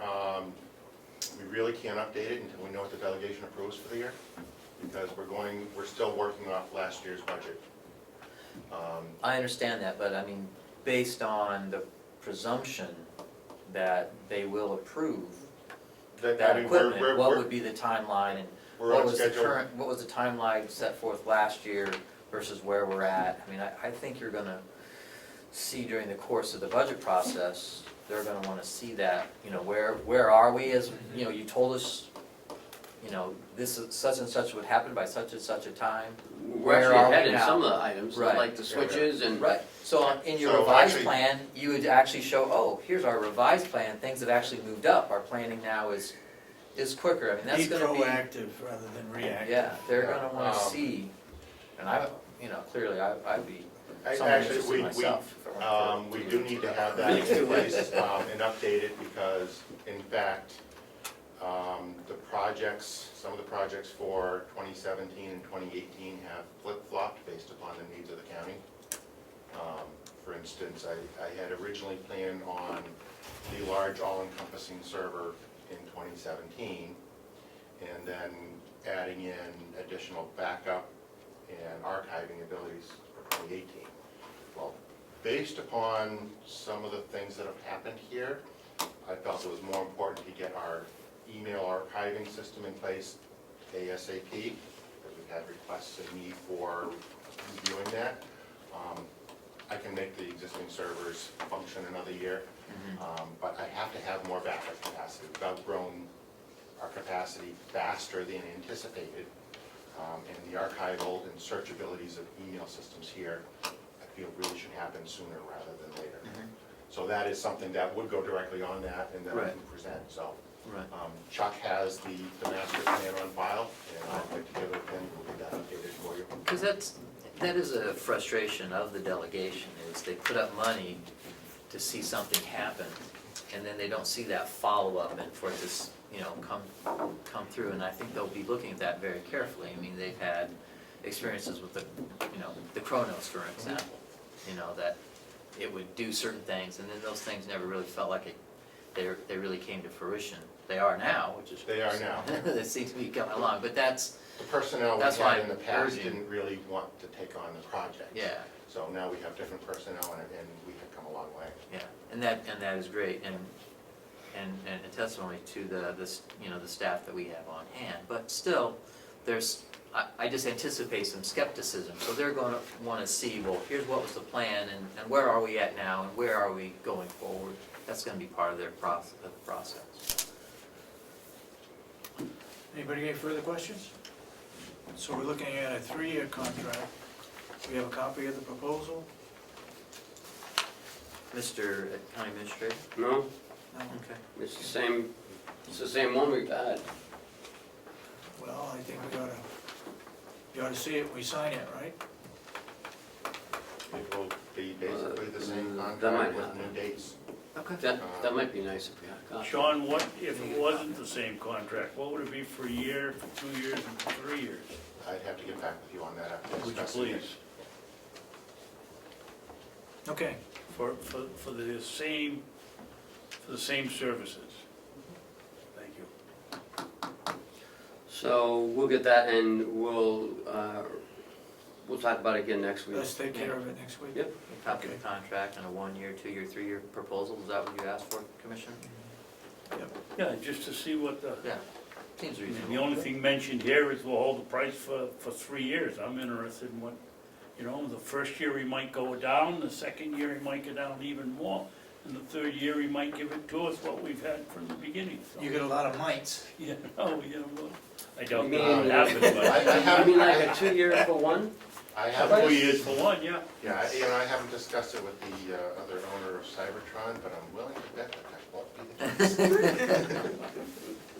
Okay. No further questions. Thank you, John. Thank you, Commissioners. Thank you, John. And please understand, this has nothing to do with the job that you've done. No, I understand you're doing your You've due done- diligence as Commissioners, I do understand that. I think you've done an excellent job. Thank you. Next. We're gonna review, relook at the fund balance policy. Okay. In your packet is a copy of it. And Chuck's here to talk more about it.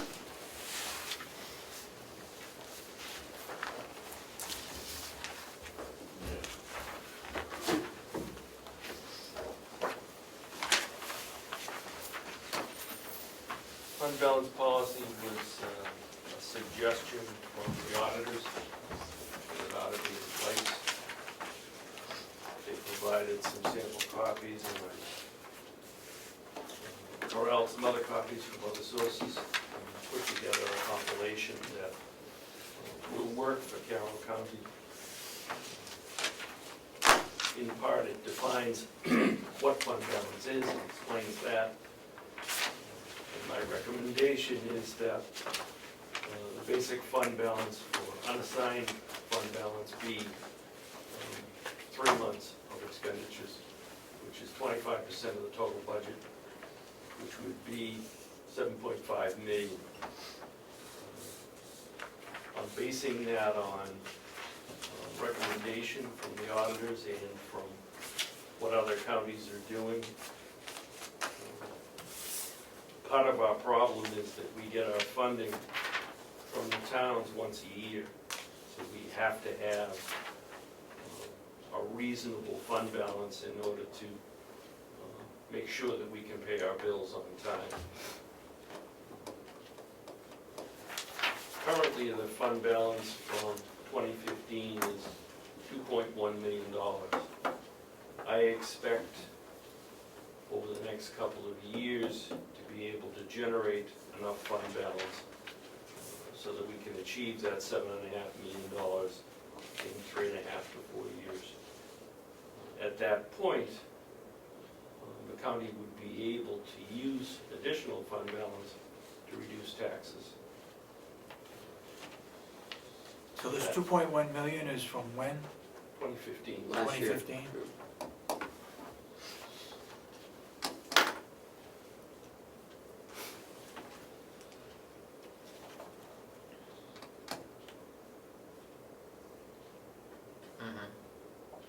Well, I guess part of the interesting part about this fund balance policy is that the arm of government that really has the control of the fund balance is the delegation. I mean, they have much more control over it than we have. I mean, we essentially make, when we use the fund balance from taxes, our recommendation is either 0 or very low. I mean, so in my mind, I think it's interesting. We're setting forth a policy, but really they have more control over it because they are the ones who make the motion to use the fund balance to reduce taxes, not us, as the end result, not the commissioners. So that part of it, I guess, is interesting. Well, this is for the Board of Commissioners fund balance policy, not the delegation. This is what we would follow, and this is what we would recommend to the delegation, and they control it, you're right, as to where it goes.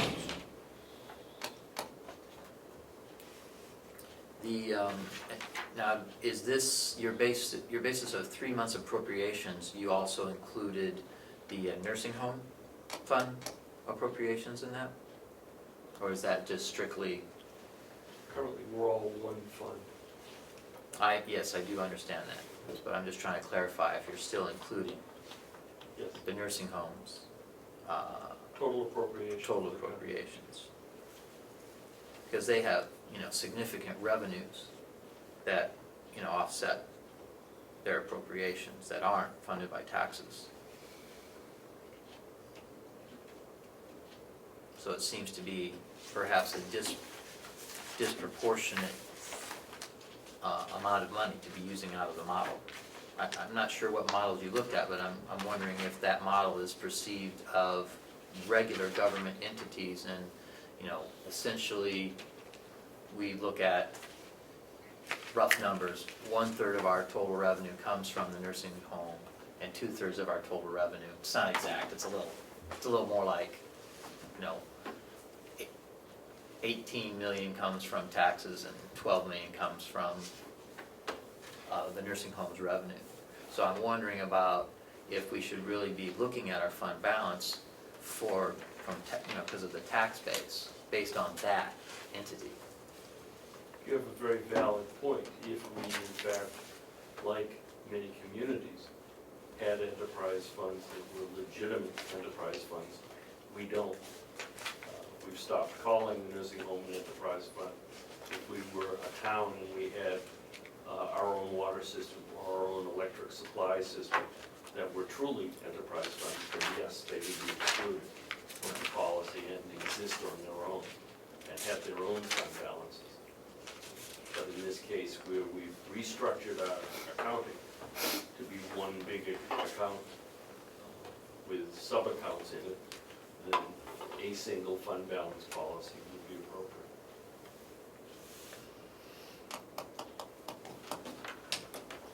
Well, I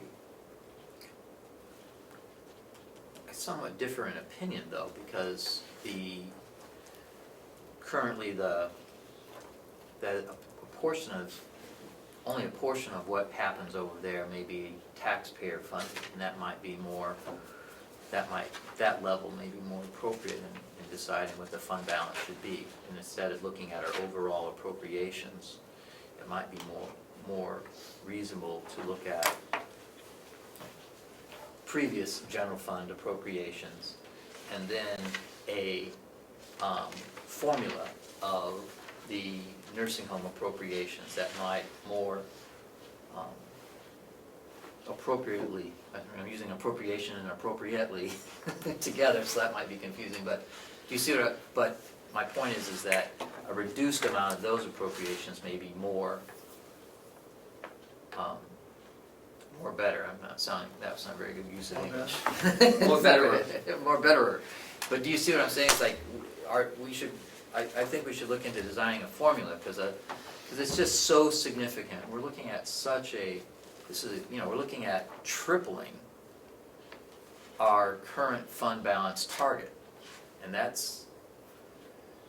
shouldn't be taken lightly. If you're going from 2.1 to 7.5, Well, 2.1 has never been a target. 2.1 is just what it is now. We well, have no 2.1 target. We was have always no the target. No, at the moment. 2.1 was always the target. Around $2 million was always the fund balance target. Now, we may not, our aim may have been a little off because the information that was given from the administration to the delegation may have been off. But the minutes will support my assertion that around $2 million has always been the policy, and that was around. No, not policy, but you're right, 2 million wasn't a safe policy, but it amount was. of money. That was always what we maintained as Yeah. being. The delegation would always kind of target, like we always wanted to keep 2.2 million because that was about 10%. My memory's fading on that, of our 8 to total. 10%. Well, Yeah, it our was when total it was budget. 20 million. but- Yeah, when it was 20 million at Yeah. the time. Yeah. That it was, so that was commonly a target. So we're really projecting out that target quite a bit, so. So if our expenditures countywide are $2.5 million a month, but then you take into account the revenue that we get to nursing home, the jail, and everyone else, it's probably about a little over 1.2 million in revenue, or maybe a little less than that. Maybe more Well, like the 1 revenue million. doesn't all come in Call at the it a same million. time. So, But the nursing home Yeah, I'm just revenue it's not like the taxes, like we get the taxes at the end of the year. Right, We do we get the taxation revenue at the every beginning of the month. year. That's what I'm saying, is like that stream of revenue is different. so there's a deficit of little over $1.3 million a month. So 1, 2, 3, So that'd be closer to like a $4 million. Yeah. target might be, I see what you're saying, Chris. as far as cash flows are concerned. Right. But Chuck likes to be safe. I know he does. mean- That's his job to be safe, Yeah. I understand. But I just see, I thought DRA's recommendation was somewhere between 7 and 11%. 7 to 15. 7 to Yeah, 15. they have a big wide yeah, swath. it's, But- and that's your of your total operating budget. And, you know, back, like I said, when we were, you know, targeting at 2 million, you know, was. you know, I think we 2 are- million's too low right now.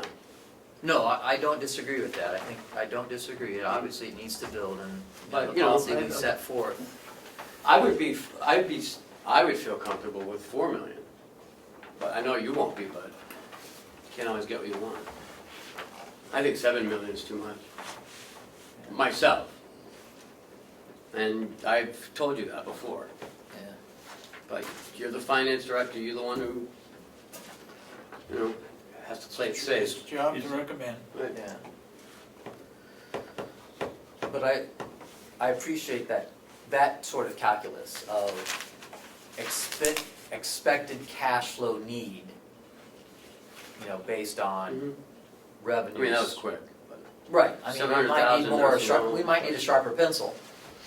But, you know, I don't discount the idea of the 3 months cash flow as our fund balance, that seems reasonable.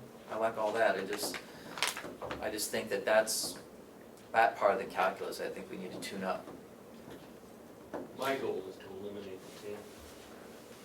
But That's a lofty goal. yeah, that's a lofty goal, but, you know, the political climate, you know, historically here is that we have tried to maintain the smallest reasonable fund balance because it was the delegation's opinion and perhaps the commissioner's opinion. I wasn't on the board of commission back then, but the more money we have in the fund balance pockets is the less money we have in the taxpayers' pockets.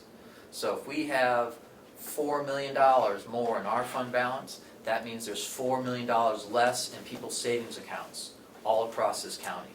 That's how we've looked at it in the past, and that we can borrow money so much cheaper than they can borrow it for. And our credit rating, and we just have that power.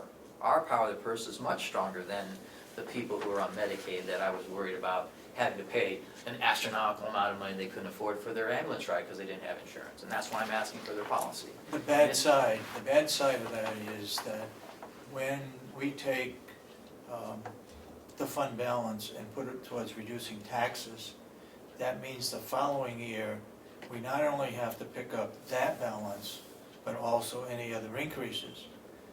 And that's what makes it look bad for our budget, because we're asking for so much, because we used up some of the surplus to offset the tax rate. Fundamentally, we should be spending Clearly, what we we needed to be budget. prudent. I mean, Right. it's- Not have you know, any we money need to be left prudent over. with how much you give back. If we come out, you know, for $500,000 surplus, then it isn't prudent to use more than that. It's maybe prudent to use half of that, or what, you know, what the prudent course of action would be. And that might be, I'm sorry, I need to take a quick drink of water. But perhaps the commissioner's policy working toward this perhaps $4 million goal, how much surplus would we recommend that's retained and how much would be returned?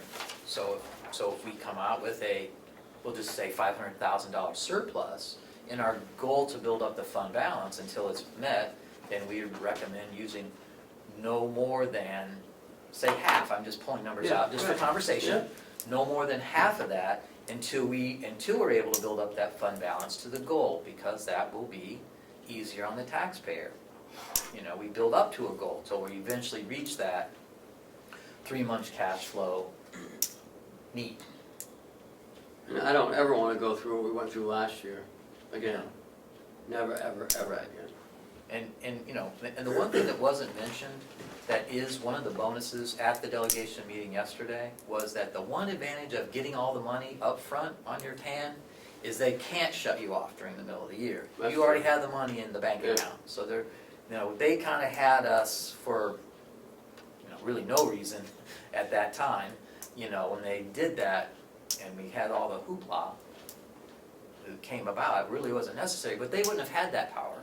That is one advantage of getting the money up front, is the bank no longer can just call you up on the phone and say, oh, by the way, we happen to be in arrears, so we can't load you the money.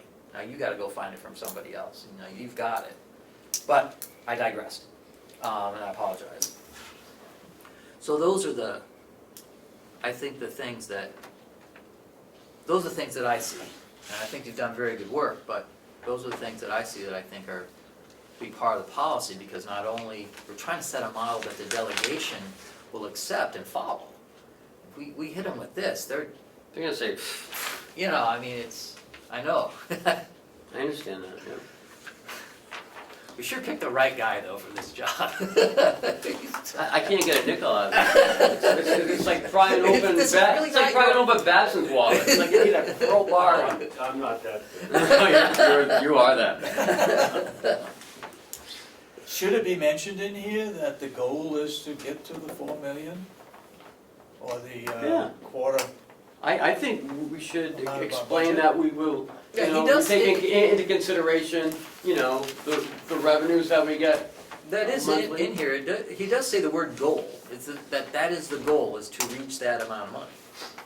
I thought I saw that he Where's the actually. amount of money? I don't see the amount of money. Made a goal to maintain a fund balance reserve currently part of the unassigned fund equivalent to at least 3 months of current Okay. year appropriation. Okay, got it. So that's the current goal.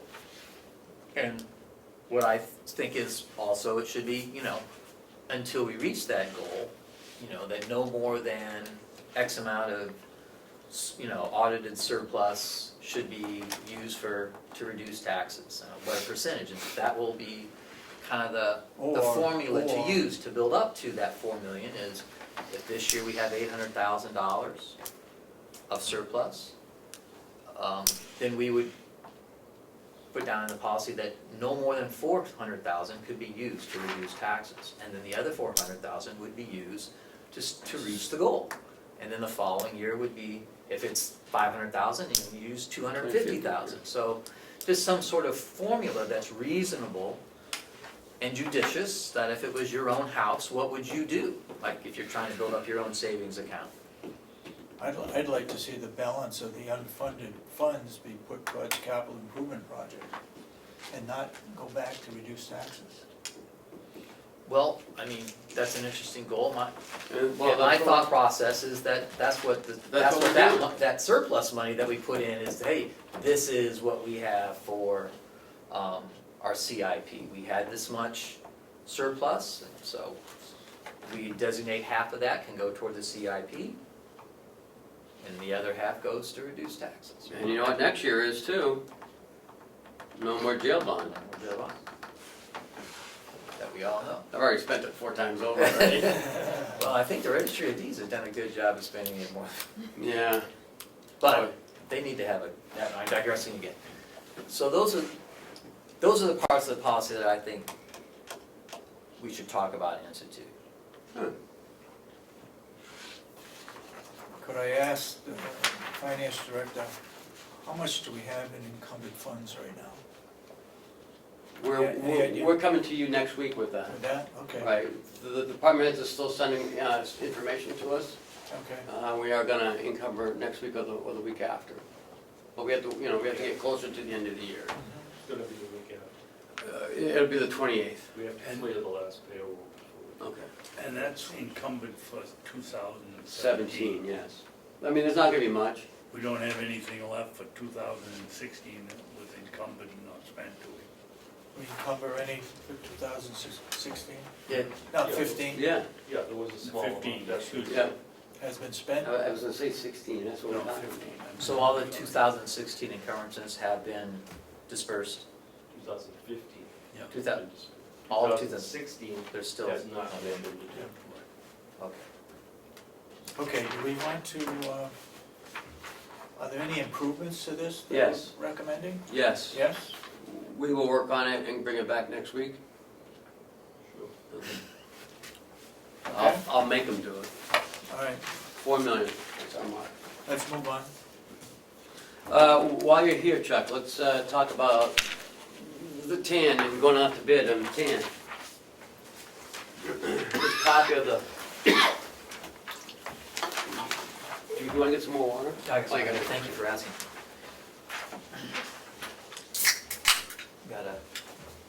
We are going out to bid. We have a couple banks interested. Invitation to bid went out to 6 banks yesterday. After the delegation approved the amount. Bids are due January 4th. Into my office, I will be upstairs for the commission to vote on that same day.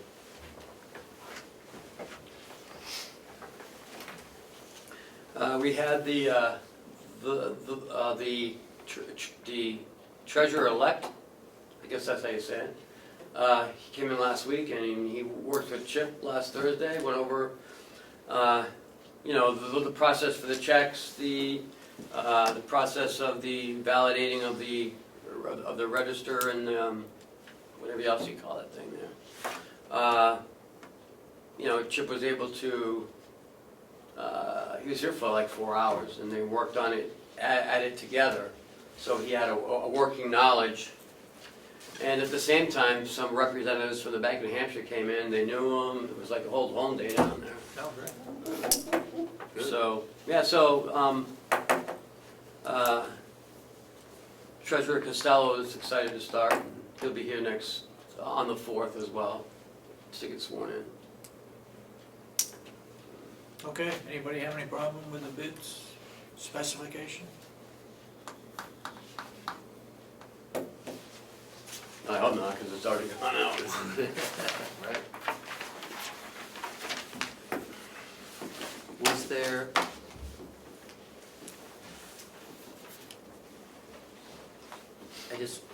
sorry, I'm just quickly scanning, I'll be doing a fixed rate of interest in 30 days. But did we talk about the line of credit concept versus the full note concept as Treasurer Ahlgren was discussing during the delegation meeting? Does it talk about that, or is that just gone so archaic at this point? There's something on the back, I don't know if this one Yeah, where does it mention whether it's gonna be upfront, you want a bundle of money, or whether it's gonna be? That's, I think that's up to the bank to let us know if that's what they're That's interested up in doing. to us to discuss with the bank. Some don't do a line of credit, some just do a TAN. We'll see what the response is. Yeah. Talk with them. Is it fair to assume that if the bank knows that you're gonna take it on a line of credit basis versus a lump sum, that there'll be a different rate? They can bid either way, depending on what they're interested in doing. Yeah, but aren't we interested in taking it as a line of credit? They're interested in seeing what the price is both ways. Yeah. We'll let the banks respond to it. Okay. I like the line of credit idea. Makes sense to me. Yeah. Yeah. Well, we save money, there's Yeah, no that's question for about sure. it. I mean, the differential between what we can invest the money in is, we lose money by taking it. Yeah, fund balance is at $7.5 million, you save a lot more money. You save just as much at 4 million than you do at 7.5. But you sleep better. Any more questions? I don't, Well, I just wanna, I don't see I guess the part of it, offering them to give all available options, I would think that the banks are smart enough to give all their available options to us as, so much, or installments, because they must have certain products that they're already lined up based on the needs, so I guess that may be irrelevant. I mean, we did meet with one bank earlier on. Mm-hmm. I'm not gonna mention it here, but they're really interested in Some products, Yes, and they had some interesting products. They are interested. okay. No questions? Let's move on. Thank you, Chuck. Next item. Thank you, Chuck. I mentioned hold on, publicly Chuck, hold on. that you did a really good job yesterday. Hmm. That's the kind of finance director I would look for in making comments and factual information. Thank you. Yeah, it's very good, yeah. I just want you to know, he didn't vote for you when we were hiring you. He didn't want you. Hold on, Chuck.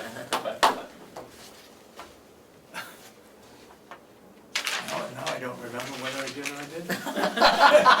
I know you didn't. I didn't? Yeah, you did.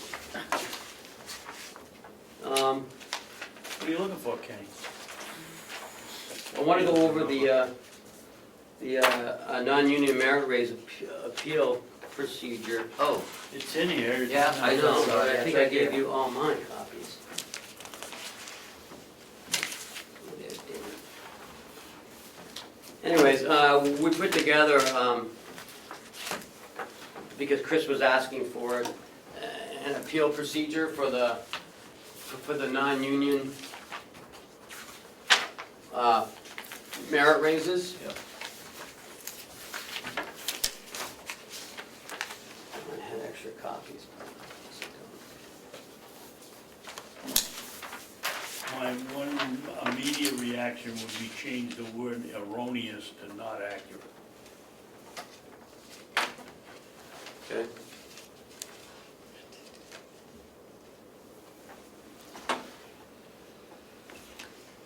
And the bullet on the guidelines number 3, I don't have a copy, so I don't know what you're talking about.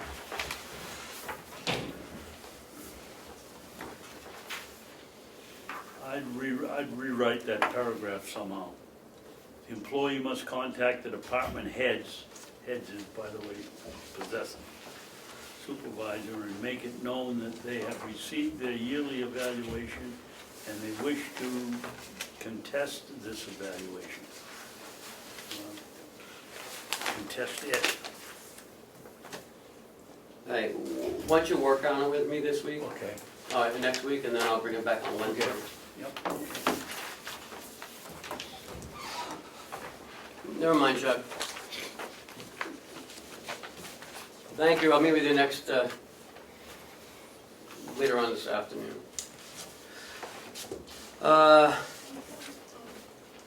Next is Hale's location. I just want to mention that Hale's location will not be sending their taxes to us on time. Why? We just, They moved the post office? I'm sorry, I was reading this. and you- Hale's location, Kathy Bizarre emailed me yesterday and said that she needs your signatures on the Hale's location tax warrant, so she can send out the tax bills. Oh, Has not sent them out yet, there was a delay with DRA for some reason. So, I'm not sure if we're getting the Hale's location taxes on time, again this year. I So- forget, were they late last year too? You read the call, remember? Oh, that's right. So far, we've received $6.8 million. We have not received Bartlett's, Hale's location, Hart's location, Jackson, Madison, Moultonboro, Wakefield, Wolfboro. They're doing the 15th? No, they're due, they're postmarked tomorrow, the 16th. So, hopefully on Monday, well, some may walk them in today. So I don't know what you want to do about Hales, but we're gonna have to address it at some point. Do we have a policy that we give, a reminder call? Can't imagine that they don't. Well, it's an RSA, we don't, you know what I mean? Right. But I just want to talk about it in public. What we have here is the Hales location, property tax levy. I need all three of you to sign this one. It's for $158,227, and with interest at 12% per annum from January 20th thereafter on all sums not paid on or before that day. I'll make a motion that we approve the property tax levy. And that Ms. Fazad be directed to collect the property taxes to the tune of $158,227. Second it. Second it? further questions? All those in support of the motion, say aye. Aye. Date it, please. Today is what, the 16th? Yes, sir.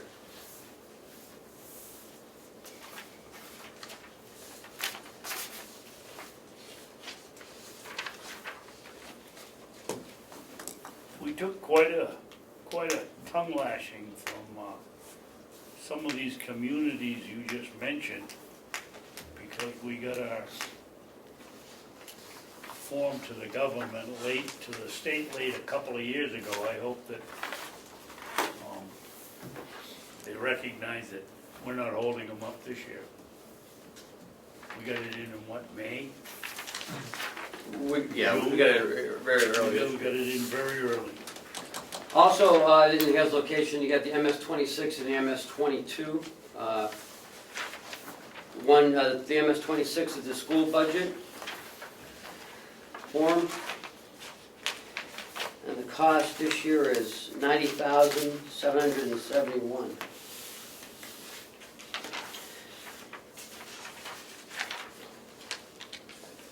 Do I hear a motion?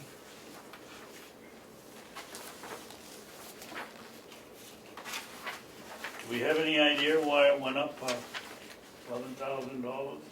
It didn't go up. This year is 90,000.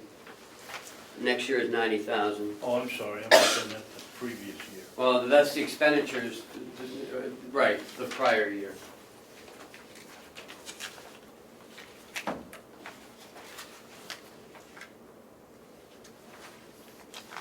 And where are we on the, Tuition is what, yeah.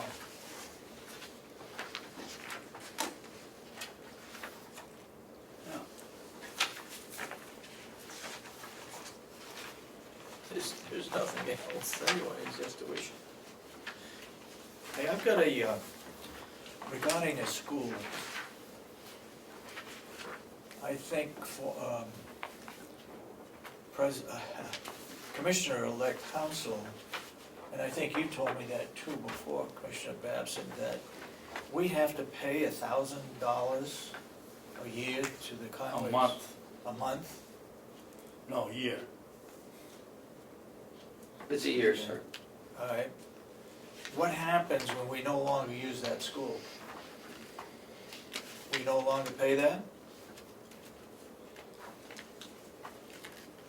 But that's a good question. Good question. I would assume not, but But it goes towards capital improvement, and that goes,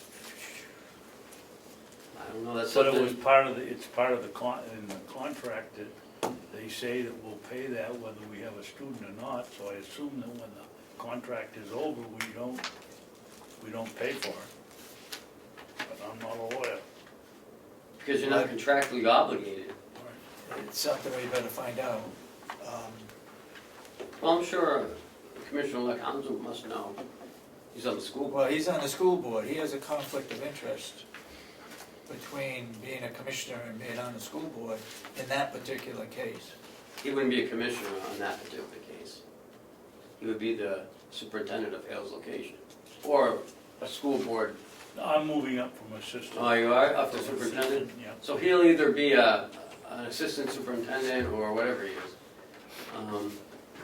But you'd be selectman, not a commissioner. But I agree with David, it's sitting on the board of the superintendent union, That's school it. union. Well, he just wouldn't vote. Right? He just wouldn't vote, he'd have to recuse himself. Yeah, Well, there or here, or both. There, just on school board matters. I yeah, would think he'd have to recuse himself on Hill's location, vote here too. well, when a contract comes up, yes, Yeah. Yeah, but that's all we do but is, the contract.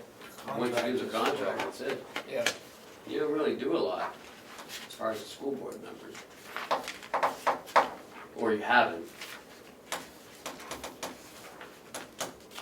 I just bring that up, that's something you need to Yep. take a look at. I don't honestly, I don't remember seeing that $1,000 in there in the annual. fee in the contract. It is. I thought it was 2,000, but. Yeah. I thought it was 2,000. Yeah, I think you're right, I think it's 2,000. Yeah. I think it is $2,000. My recollection, it was every month that we don't. No, it's a year, it's sort of like a The year, placeholder. Yeah, you're right. I thought we were paying a tremendous amount for tuition because we didn't pay for the capital improvements in the SAU 9 out of Conway. And Mr. Hunsel, when he explained it to us, he said all the other towns are paying if they don't send any students too. How long is the contract good for? Do you remember? Yeah, we wrote to get out of it in 3 years. Right. So we pay This $3,000. is we're getting out in Well, we June still- of 2018, so. We still get two kids. Did you guys ever sign that contract? What's that? I don't think you ever signed the contract.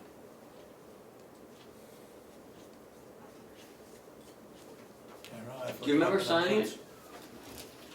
I mean, With, We've discussed it, I know Right, that, but but then I I don't think- remember with a, the superintendent sent it back. We reviewed it, or you reviewed it one more time, and then we sent it up north yeah, for review with council. can you check on that? Ken? Yeah, I don't think you guys ever signed it. We gotta get it signed. Yeah. so I guess we need to Okay, make a need a motion. motion, go ahead. I'd like to move that we approve the school budget form for Hales Location Local School 2016 MS 26 form to be issued to the state. Do I hear a second? Yes, but I would amend it to just to say that we approve the MS 22 form for 2016. And that's what Chris said, the MS 22. Talking about Oh, you 20. didn't, I didn't hear it. This one's Talking about 26. 26. Oh, I thought you just said 22. No, I said 26 because Okay, the one you 26, signed I'm is sorry, 26. Chris, I didn't hear you. Okay, You second that? yes. Any further discussion? All those in support of the motion say aye. Aye. So voted. Now MS 22. It's the same thing, but what's different about it? Well, that's what I was gonna look at too. Report of appropriations actually voted. Hales Location Local School.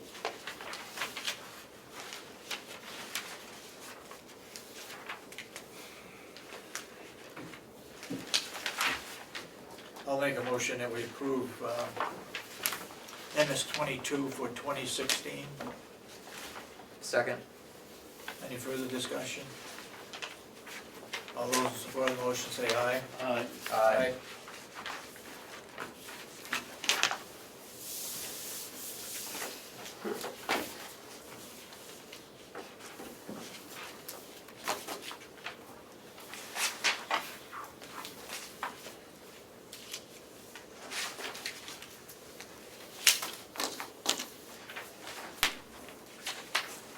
Oh, the MS 26 is for the warrant article. That goes on the, Town meeting. yep.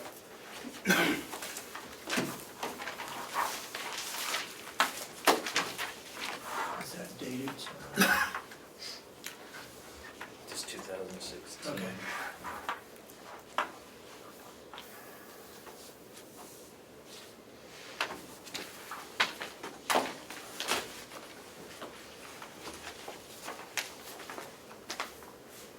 Next, I have a line item transfer. This the last one? The last line item transfer? Yep. For I'm this year? hoping. For this year? I'm hoping. Last year this time we had 70. Today we're at 27. It's for the MQIP. It's got offsetting revenue. The offsetting revenue is over by 92,000. So we need to make one more payment of 71,000. So I need to transfer 71,000 from the medical insurance line into the Encrypted bed tax. Because, you know, the higher expense, the higher the revenue. I'll make a motion that we transfer 71,000 from Nursing home. 350,112 to 351,145. Second. Further discussion? That's the line items, if you roll your with that.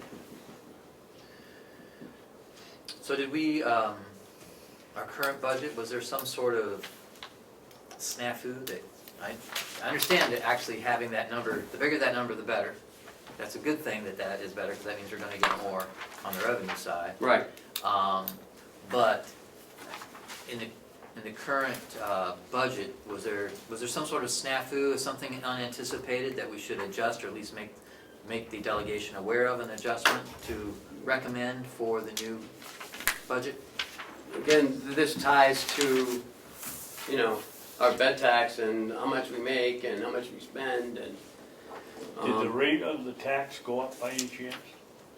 I don't, no. Which would have cost us to be in a deficit situation. No. But I just want to bring that out, that if we're making this adjustment on this year's budget, if we use the same formula We for did, next year's budget, then. We budgeted more next year. Paula, you know, identified that moving, as we were going through the budget process. Okay, so she made the And you'll adjustments notice already. in the budget, I think we went up about an extra 50,000 or 55,000.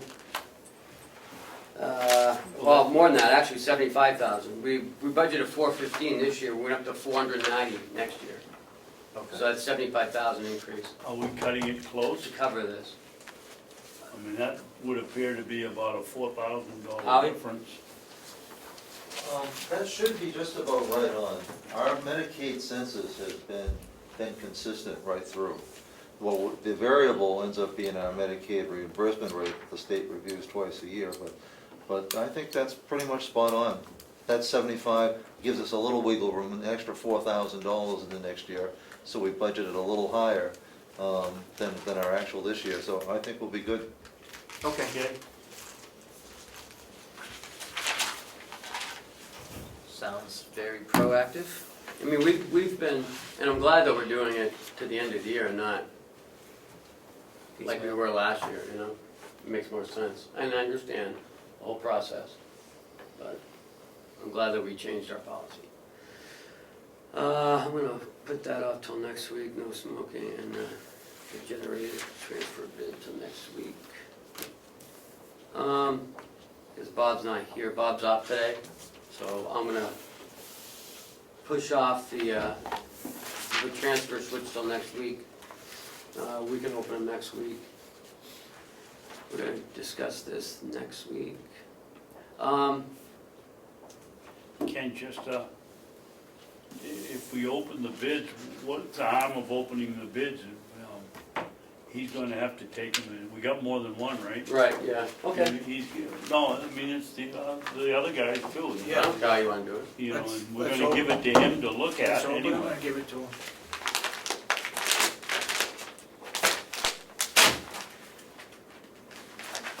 One's from Fred Charlton from Chichester. Give that to Chris, Chris likes the big ones. And that one is from, who's that from? The skinny one, that's mine. Who's that one from though? Oh, generator something from. Generator Connections? Box 471 Barrington, New Hampshire, I gotta get it open. It's a generator connection.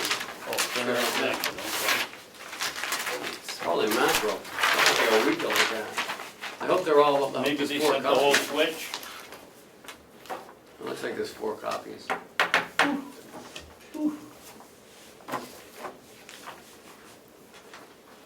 So this is for the, Well, these are copies, so.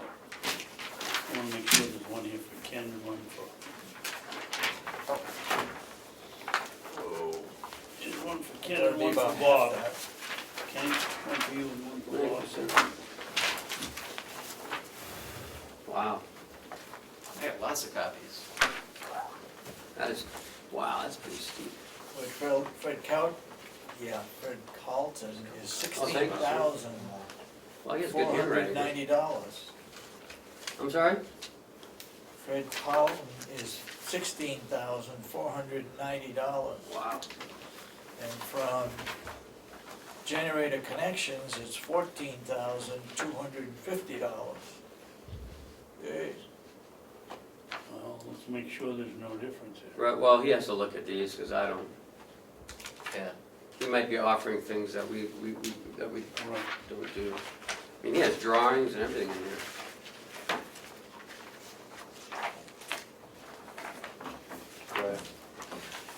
Yeah, sounds good. Pass it Yeah, on yeah. again, give us a Table it. recommendation.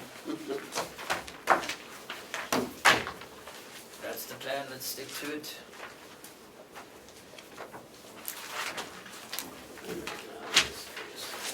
Good, you wanna keep your copy? I have 2 documents from Health Trust for 2017. Additional copies I'm to gonna give. put that and look at it. Okay. Those. And I can see one difference right here, a kitchen power feeder to be rerouted, a distribution panel, there's nothing in here about that. Is it worth the extra 2,000? I don't know, maybe that's, I haven't read the whole thing. And I'm not an electrician, but Health Trust, so that's for our short-term disability in the jail or sheriff. It's the renewal, it's for the sheriff's department, it's for the Teamsters, they have a short-term disability. And also, short-term disability. It's the same, right?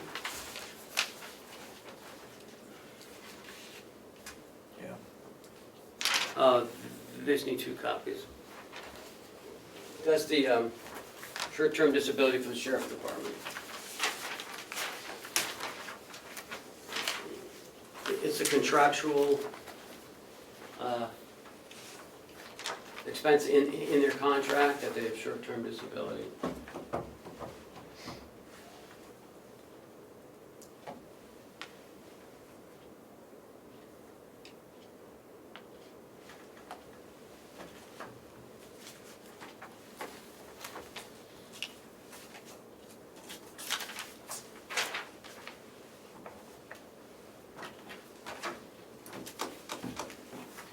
Cheryl, do you have the signed documents for the schools? Yes, Okay. yeah. I hear a motion to sign, to approve this health trust for the sheriff's department. This is already in their contract, Yes, sir.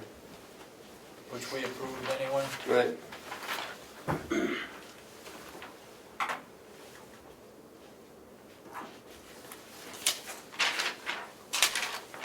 So it's just a rate increase? No, it's just saying that you're utilizing the short-term disability.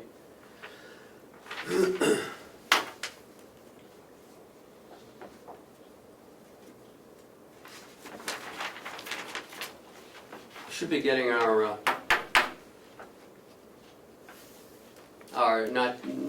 not to exceed rates from the health insurance. I'm hoping We have dental sometime already? today. No, we don't have dental in yet. Because Chuck was using the 13.5% trend for budgetary purposes. I think it's gonna come in half that. I'm hoping. Half that? Wanna roll the dice? Conway School There's always District hope. was up, what, 15? I don't know about 10%. Was it 10? Yeah, it was up 10.8. Yeah, and he's budgeting like 13? I think he was budgeting 13 and a half. Yeah. Him and his halves, he likes halves. 7.5. This is interesting. Well, I'll hope, I'd be happy with 10 and a half. Go ahead. It doesn't seem like insurance Did rates you are going read down. the return of surplus? What? This is interesting, return of surplus, they're increasing their rates. That's for health trust insurance, so we don't have that. This is the one you said was in the contract? Short-term disability, that's all that is, it's not health insurance. There's short-term disability at the jail and in here. Yeah, but why are they sending us this letter that reads, the board sets a capital adequacy reserve level. But It determines whether there is any surplus to be returned to members. Since the Look on the position, front page. Flex spending accounts, life and long-term disability coverage, short-term dental coverage, this is everything that oh, they have. okay. We don't have all of that. They're just bringing us up to date, the whole Right. package. Wow, what an increase. No, you don't, you can sign if you want, as the chairman.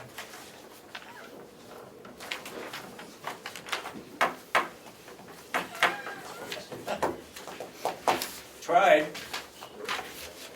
You already signed it on this one? I did. Yeah. We're all Is set. that motion to approve it? Not yet. You need to do that. Yep. I'd like to, oh, go ahead and sign another one, because she wants a second copy. I'm sorry. Go ahead, make a motion. I'd like to make a motion to approve the agreement Short for term, short-term disability in accordance with the CBA with the, Do I hear a second? jail. Second. I mean, not the jail. All those who support the motion say aye. Aye. Aye. So voted. It actually went down. I'm telling you, ours is gonna go down too. I just have a feeling. Let's see. We have the 6-month review of non-publics next, after we go into non-public. There's no smoking policy? I said we're gonna do that next week. Next how about week? the non-union Next merit week. raise appeal?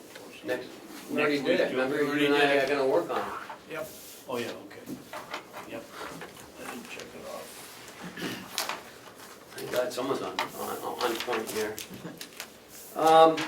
1/4/16, the swearing in. You two won't be here, but, Oh, we don't have to come? nope. You can if you want. Oh, nice. I Judge- thought I had to come in. No, and- no. Judge Patton will be here to do it at 8:30. I told Commissioner-elect Council yesterday, he assured me he would be here. Commissioner-elect Vivard knows, I've already told her. Treasurer?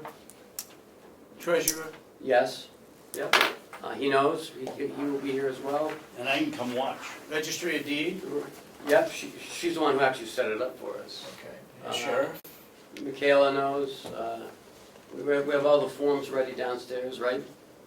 Yes. You have theirs too. And I can come watch. Right, because you've already been sworn in for the 4-year thing. The, So you could have a meeting and decide who's going to be the officers of the next board. Well, I believe he's the one that has to run the meeting. What's that? I have to run it? He has to run it for the first part of it anyways. Like they did yesterday, well, no, yeah. Just breaking in, right? Were you gonna say something, Chris? I was just wondering, I mean, we kind of went off of the merit raise thing pretty quickly there, and Well, because he wasn't happy with it. We're gonna work on it this week and then we'll bring it back next Wednesday. With some more changes. Do you have any suggestions? Yeah, do you I have any just, suggestions? I don't know yet, I just, the basics, I know he was kind of Yeah. putting the Spelling, apostrophes. punctuation. Yeah, I Well, was no. just trying to get a flavor of what the general, Basically is if as an employee, you don't if you feel that you've been Unjustly unjustly evaluated. right, and you don't feel that is correct, that you don't feel that that's a correct assumption of your work over the past year, then you can appeal it. If it's a supervisor doing it, then the department head.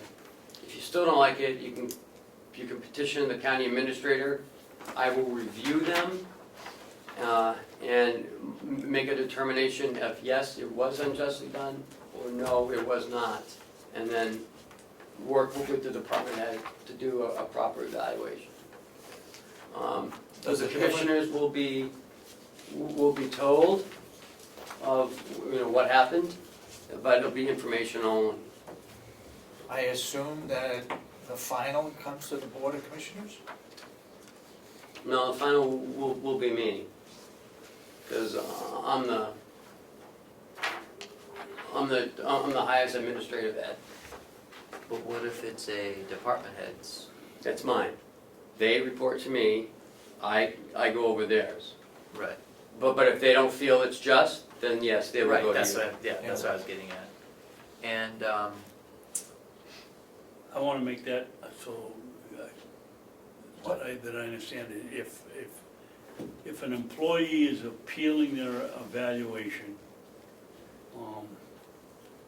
it comes, the last stop is the commissioners?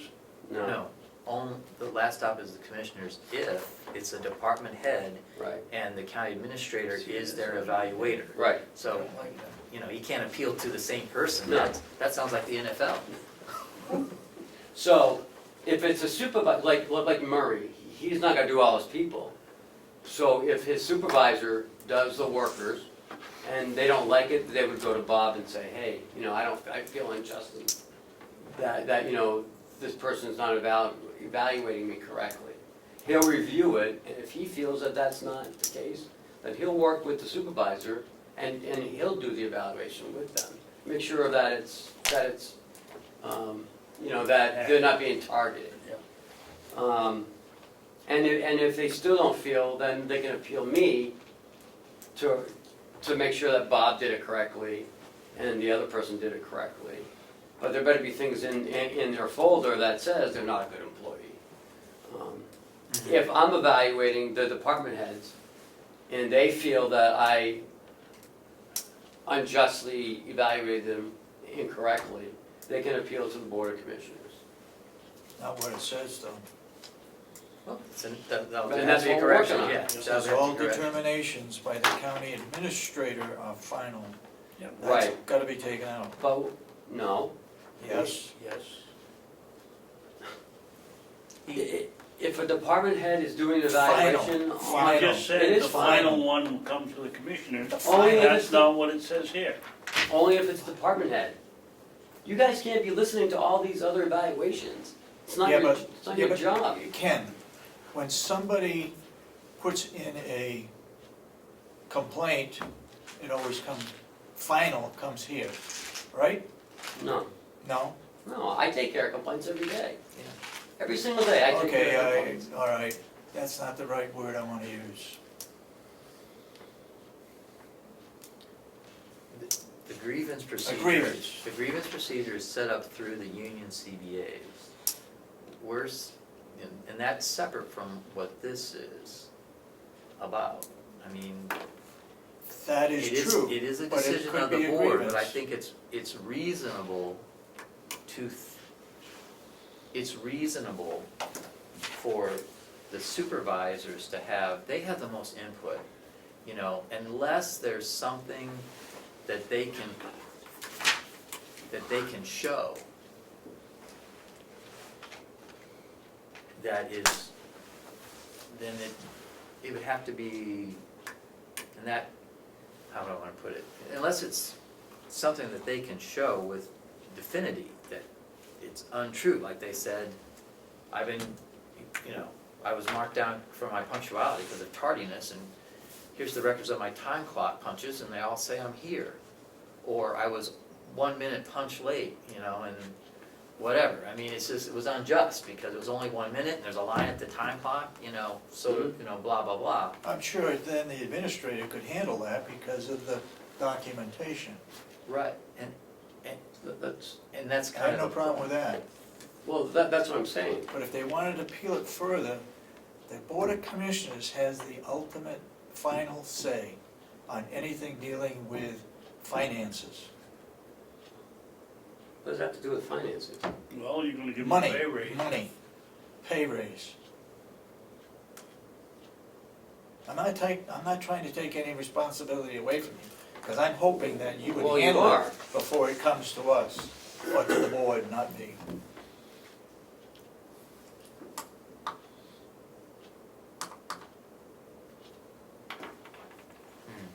I would like to have it in extreme cases that the Board of Commissioners is the final stopping place. Hopefully, it'll all be taken care of long before it gets there. Right. But I think that the commissioners who are responsible for managing the budget, basically in the long range, giving people pay raises if they're non-union, that this would be the stopping place. The buck stops here. I mean, you guys wanna hear them all? You can hear them all. No, I don't want to No, hear no, them no, all. that's not the Well, point. That's what's gonna happen, I'm telling you, you guys open up a floodgate. Well, Because then they're gonna say, oh, well, you know, I didn't like what he said, so I'm gonna go to the commissioners. The first question that the board should ask, did the county administrator see it, and what was his recommendation? And then the county administrator would give a recommendation to this board, and most likely, the board would agree with the county administrator. I know, I I just see don't, Ken's I point. just don't wanna mean, bring it'd every little thing to you guys. I mean, Right. it's, my job is to nip Right. it before it gets to you. Right. be- Right. I have no problem with that. Question. Go ahead. If Howie? I may, when it comes time for us to renegotiate the collective bargaining agreement, remember that what we have in place preceded having a county administrator. The logical and reasonable thing when we do a new CBA would be, instead of having the step 3 grievance coming to the commissioners, to come to the county administrator. With the exception being of department heads, for whom the county administrator is responsible. That, in my opinion, should stay with the commissioners. But in order for supervisors to But have, Howie, so they don't get undermined. right there, you're not treating everybody equal. Why But- should the department heads be able to come here and somebody under the department heads can't? Because I report to Ken. Yeah, If I he's had the a problem with evaluator. Ken, what's the appeal? It should be to someone.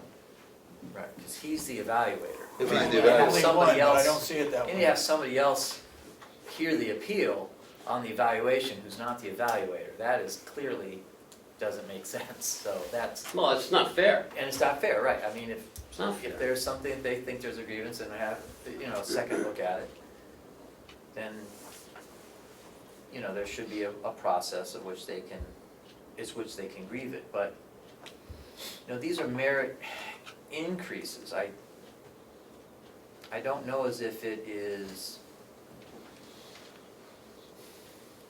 there's an in-house level procedure that we should take place that helps keep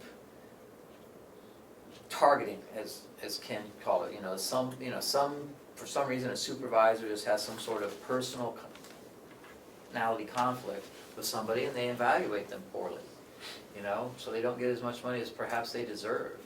And then that can be, they have a process of grieving it, you know, needs to be something in place that they can say, well, you know, I'd like to have this reviewed by my supervisor, by your supervisor. So then, but then at that level, you know, how far it goes would be determined on I think, the severity of the wrong that was done to the employee. Because eventually, I mean, their last remedy is the court of law, you know, which we don't want them going to. I mean, no matter who they are, if they're being wronged, they have the ability to seek a remedy. So we're trying to, you know, we want to have the remedy so it doesn't we want to have a remedy in place. It becomes a cost factor for both the employee and the county if it goes to law, to a court. Well, we know that. Yeah, and none of these should, rise to that level, as long as they're reasonable and done fairly. And so there has to be some sort of evidence brought forth to document that it wasn't done fairly.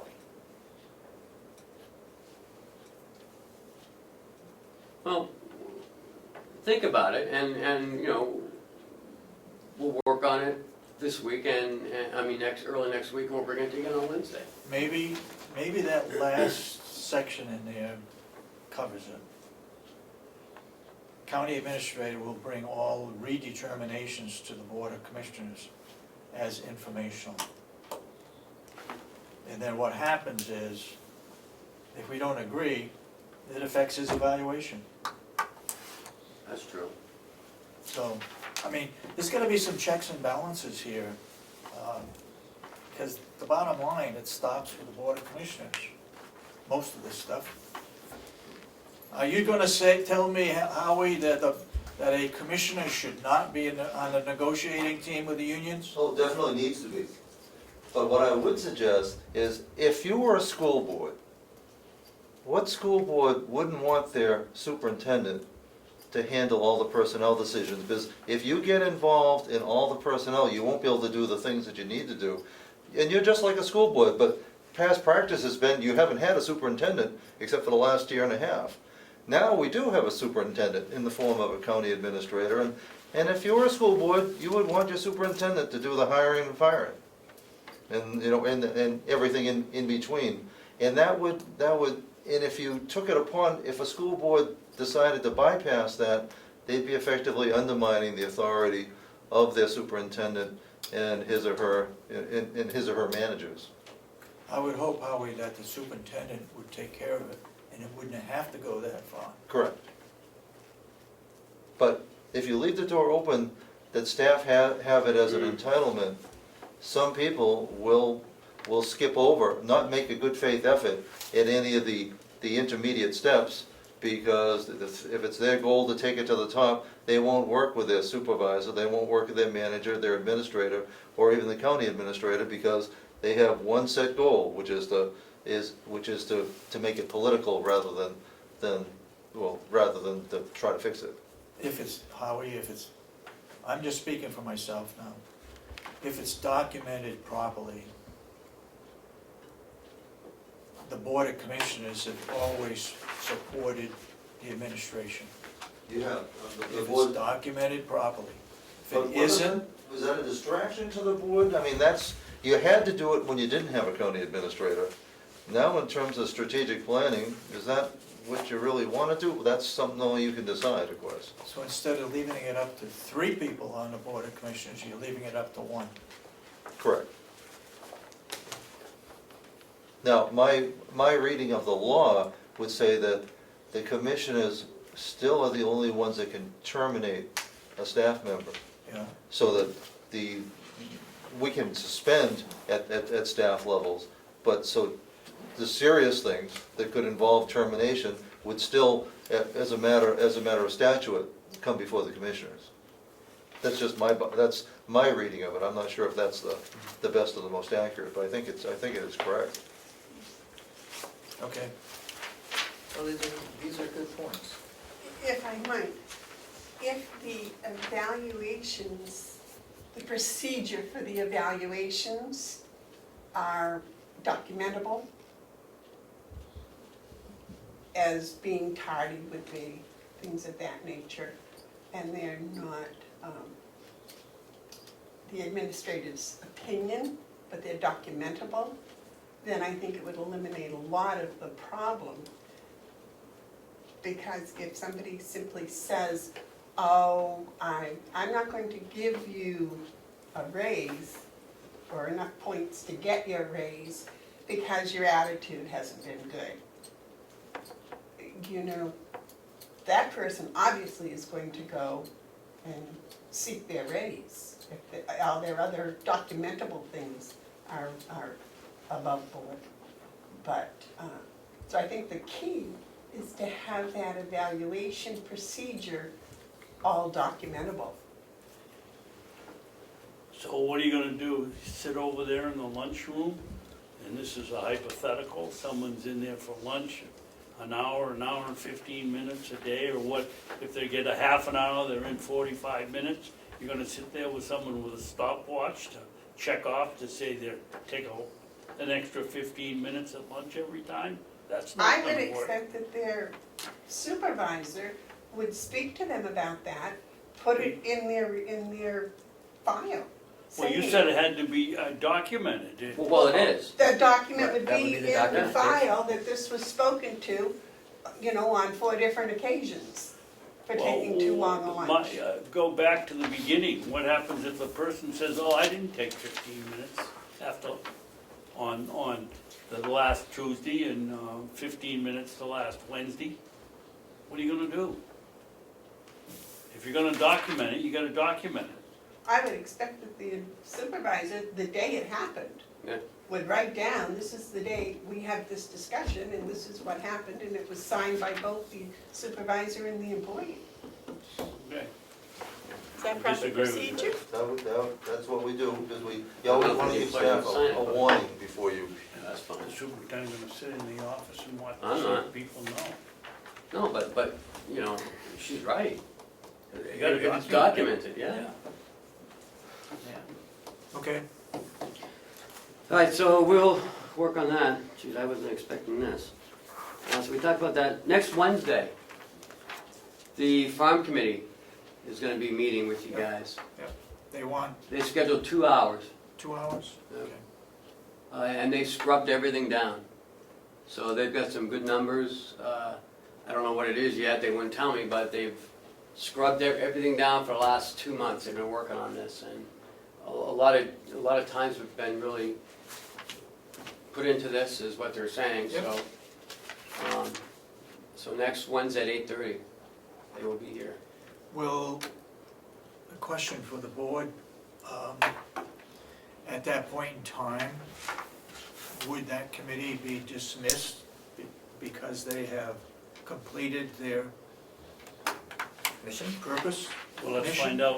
find out if we think that they have, and if they haven't, you'll be gone and we can dismiss them the first week of Can do what? January. Maybe I'll go on that committee. Well, I don't think, Yeah. I think we ought to hear their results before we decide whether to, Well, I'm just thinking ahead, that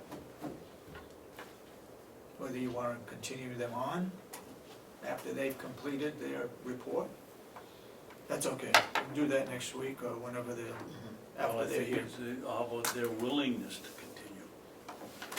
Okay, Can I ask a question? go ahead. Steve Knox said he's willing to be on this thing for as long as needed. So, why would you want to dismiss the group? I mean, I think they got more work to do, Oh, okay. because I think, And they've got the knowledge that they've accumulated. and remember, part of your charge was to find out if it does make money or lose money, Yep. and what else can be done with this. Yep. So, they've done part one, made money or lost money, we don't know. I'm hoping made money, but I doubt it. 2, and now after they've done this, go back and what can we do with this farm? Okay, to I improve think- it or whatever. Right, isn't that Okay. what you guys wanted to do too? Okay, Okay, I just raised the question. yeah. Okay, what else we got? We've got 3 non-publics.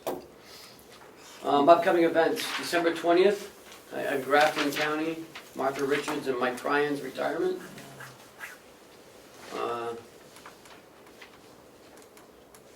We've got 6 months review and non-public we haven't done, and we I got have commissioner done, right, updates, but- and we've got your update. I just did my updates.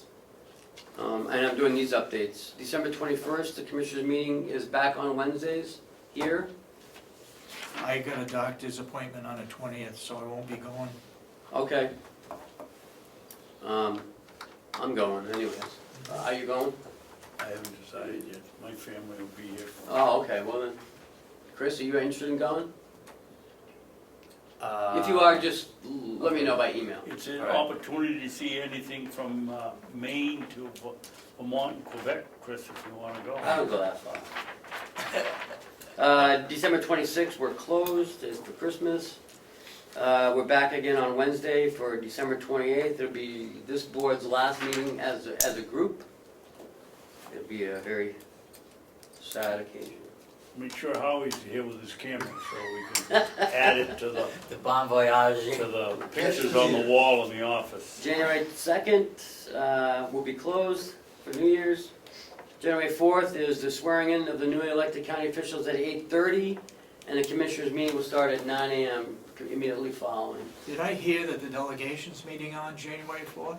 In Concord, Oh, in Concord? yeah, in Concord. Already they started off. For what? Were you not there, son?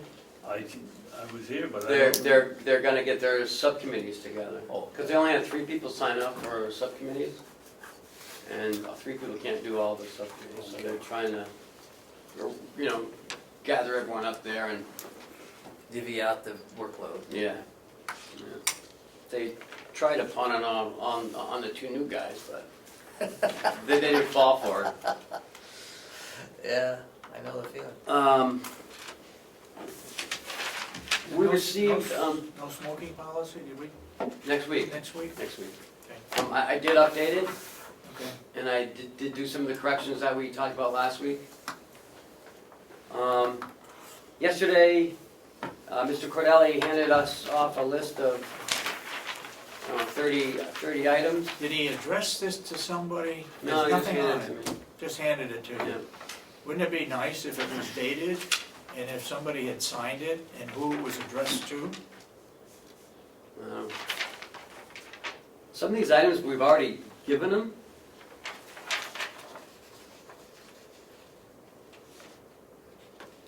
And some of these items, you know, he can do the, you know, I mean, he can figure out reductions and increases to the budget, it's all right there. And the lease, we only lease cars to the sheriff's department. You can go to the sheriff and find out from them. And I looked at this. The function of the delegation is to set the budget, whether they want to call it their budget or our budget. It goes to them as an estimate from the delegate, from the commissioners, and they set the budget. We manage it. There's, most of the things here have nothing to do with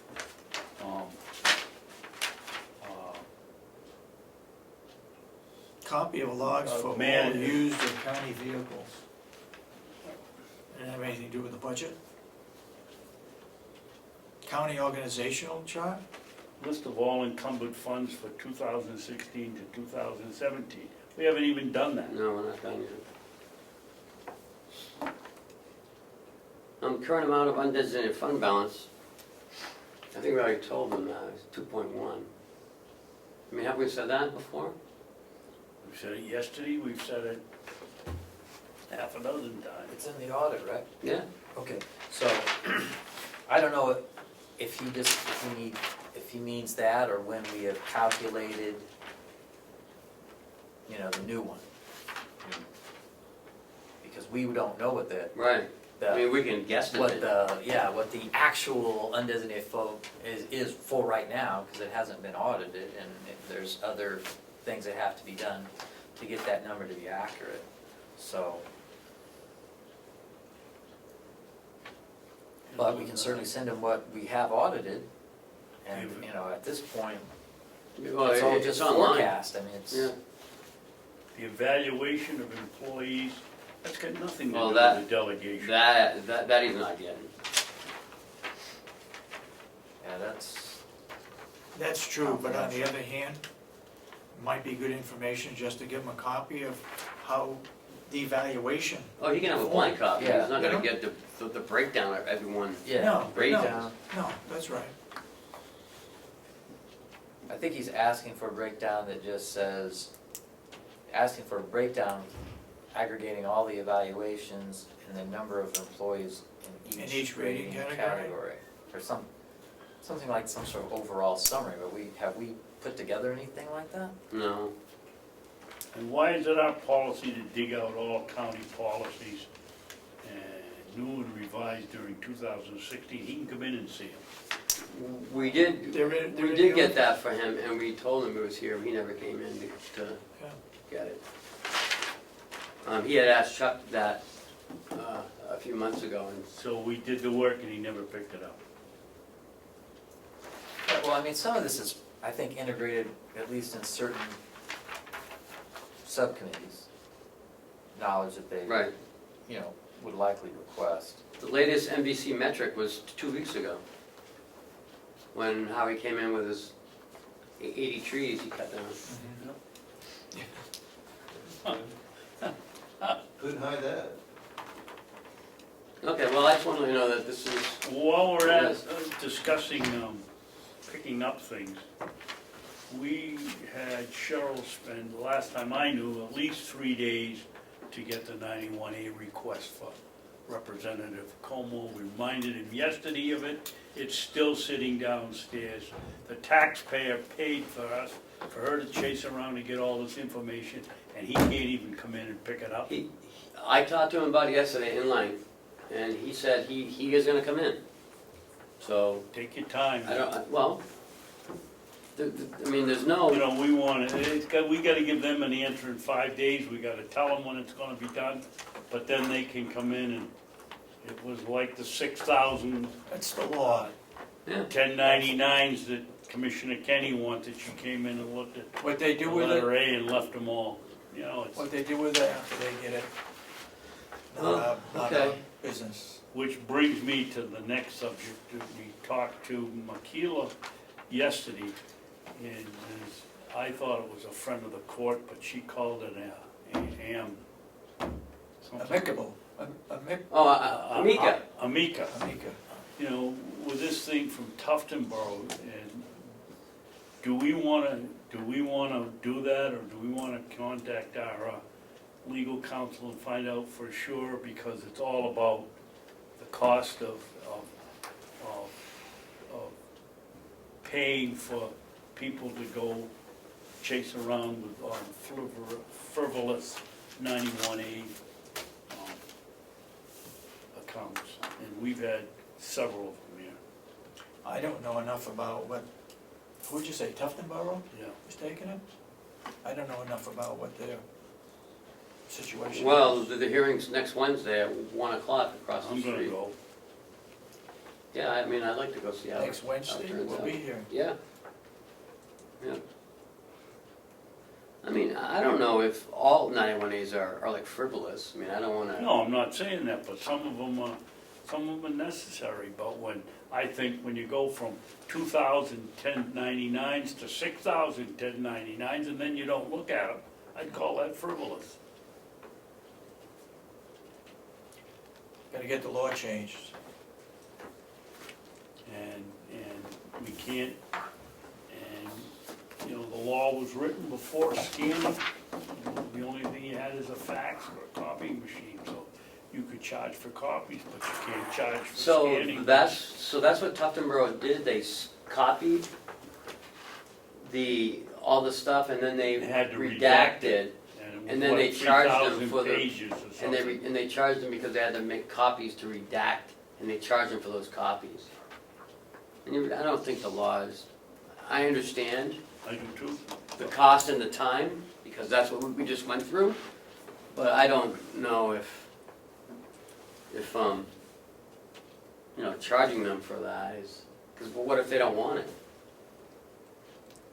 How, Even though you made the copy, you have to make the copy, because you can't manipulate the original, so you need to copy it in order to redact the information, and then make another copy, so then that you can give them that copy.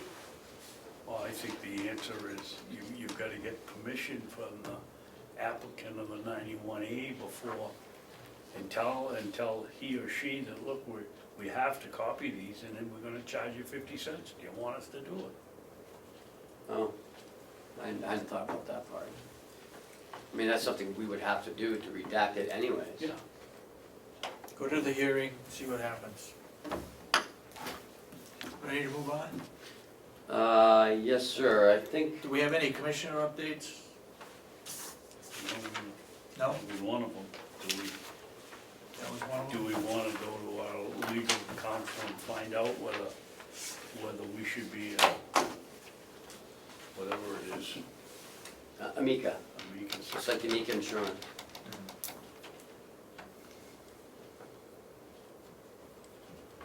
I don't think so. Okay. But to get advice from the attorney to find out, If we wanna be part of that, And if there's any other why don't we wait and see how it turns out? yeah. I mean, it certainly is kind of a problem between, having access to information versus how much it costs government to produce documents and and if it's taken to its nth degree, it becomes extremely costly to the taxpayer. At some point, we should be protecting the taxpayer from needless expense, because if someone could literally request everything that ever happened, that would be extremely expensive. I mean, we had to redact a lot of information, and that's why it took so long. What if the information is not readily available? What do you mean, Is not the readily law- available? We don't have to You produce. don't have to anything. make anything. Yeah. Right, We but what do you only mean by readily available? Like it's in another Well- building, or? Like the no smoking policy. Once we sign it, it's readily available. We don't have to make it up. But if somebody was looking for, I don't know, something that we didn't have, We don't have to do it, You don't because have we to don't do have it, right. But that's, We this don't have to question create is in the middle. We yeah, Right. have to make a copy to redact it, because we have to keep the original unredacted. And that's the cost. yeah. And the cost is making that copy to redact it.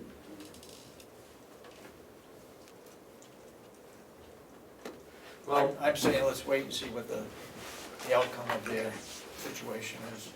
But there definitely needs to be some tweaking of that. Well, David, let's take another scenario. What happens if we called our legal counsel and they said, yes, it would help in clarifying the decision that'll be made in this case? Who knows, maybe the court's gonna think that they only have the one case in Carroll County when we have 2 or 3 by ourselves. Yeah. If the lawyer said don't do it, then I'd agree with you, but if the lawyer said, yeah, it could help in defining what can be paid for and what can't be paid, or what can be charged for and what can't be charged for, then I'd be willing to go along with it. I see it as a real problem for me. Oh, it's a problem, all right.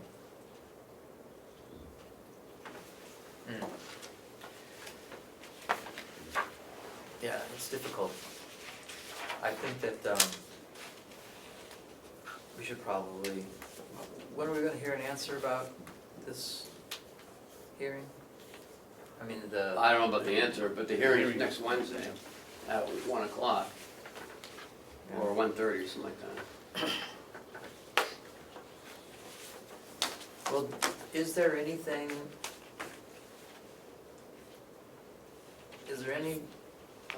information or primer that's produced by the state to help municipalities to how to handle 91A requests as far as charging? And, what, is there any guidelines anywhere? There's an RSA, 91A. Has to be reasonable, Reasonable charge. a reasonable. Reasonable And charge. you don't have to make it up. And you don't have to make up a graph or, Right, I know that they Spreadsheet. can't request a document that doesn't exist. Yes. They can't, like, on some of these, give us a staffing, Yeah. so you have to sit down and make out, combine Excel sheets, whatever you have. So it's just,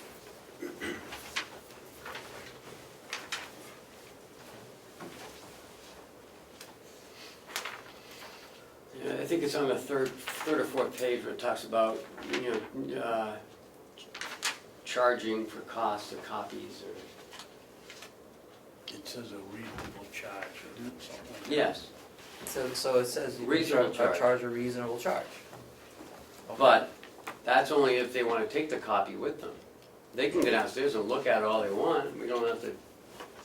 It's when Right, they because that's take it. reasonable. Except we have to have someone Okay, sitting so there to there make sure. is, so the Doesn't take reasonable into charge is, The labor charge. yeah, so, We because I can't charge it for labor though.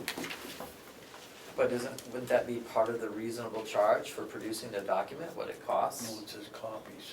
Yeah, it says copies, doesn't, So it the just says reasonable charge. charge for copies, reasonable charge for copies.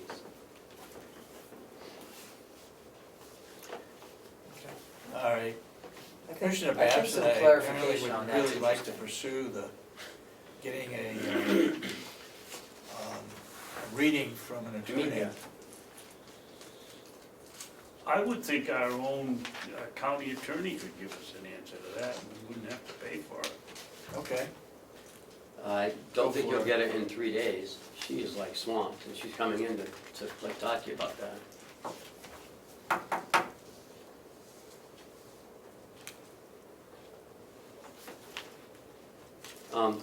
I'm all done, so if we wanna go to non-public. Yeah. I'll make a motion that we go into non-public. Oh, Oh, we're how doing about, public how input. about the non-public minutes? We're gonna do that in non-public. and non-public. Oh, the non-public, okay. But we still have, we still have some public Do we have input. any public input? Okay. Public input from anybody? No? Okay. Then go ahead. I'll make a motion that we go into non-public for sessions 1 and 2 under 91A3, paragraph 2, parentheses A, the dismissal, promotion, or compensation of any public employee. For session 3, 91A3, paragraph 2C, matters which if discussed in public would likely affect adversely the reputation of any person other than the member of a board, the body, or an agency. And he doesn't have it here, but I would think number 4 would be to read the 6 months reading of non-public minutes from the month of July. Do I hear a second? Second, Roll call. Commissioner Ahlgren, yes. Commissioner Sorensen, Yes, Commissioner Babson. Yes. we stand in non-public. Can we take a recess? for We'll take a recess, John, so you can clean up. So there's no more public? Okay. Won't have any other business to conduct once we come out of non-public, Thank you. except to adjourn. Okay.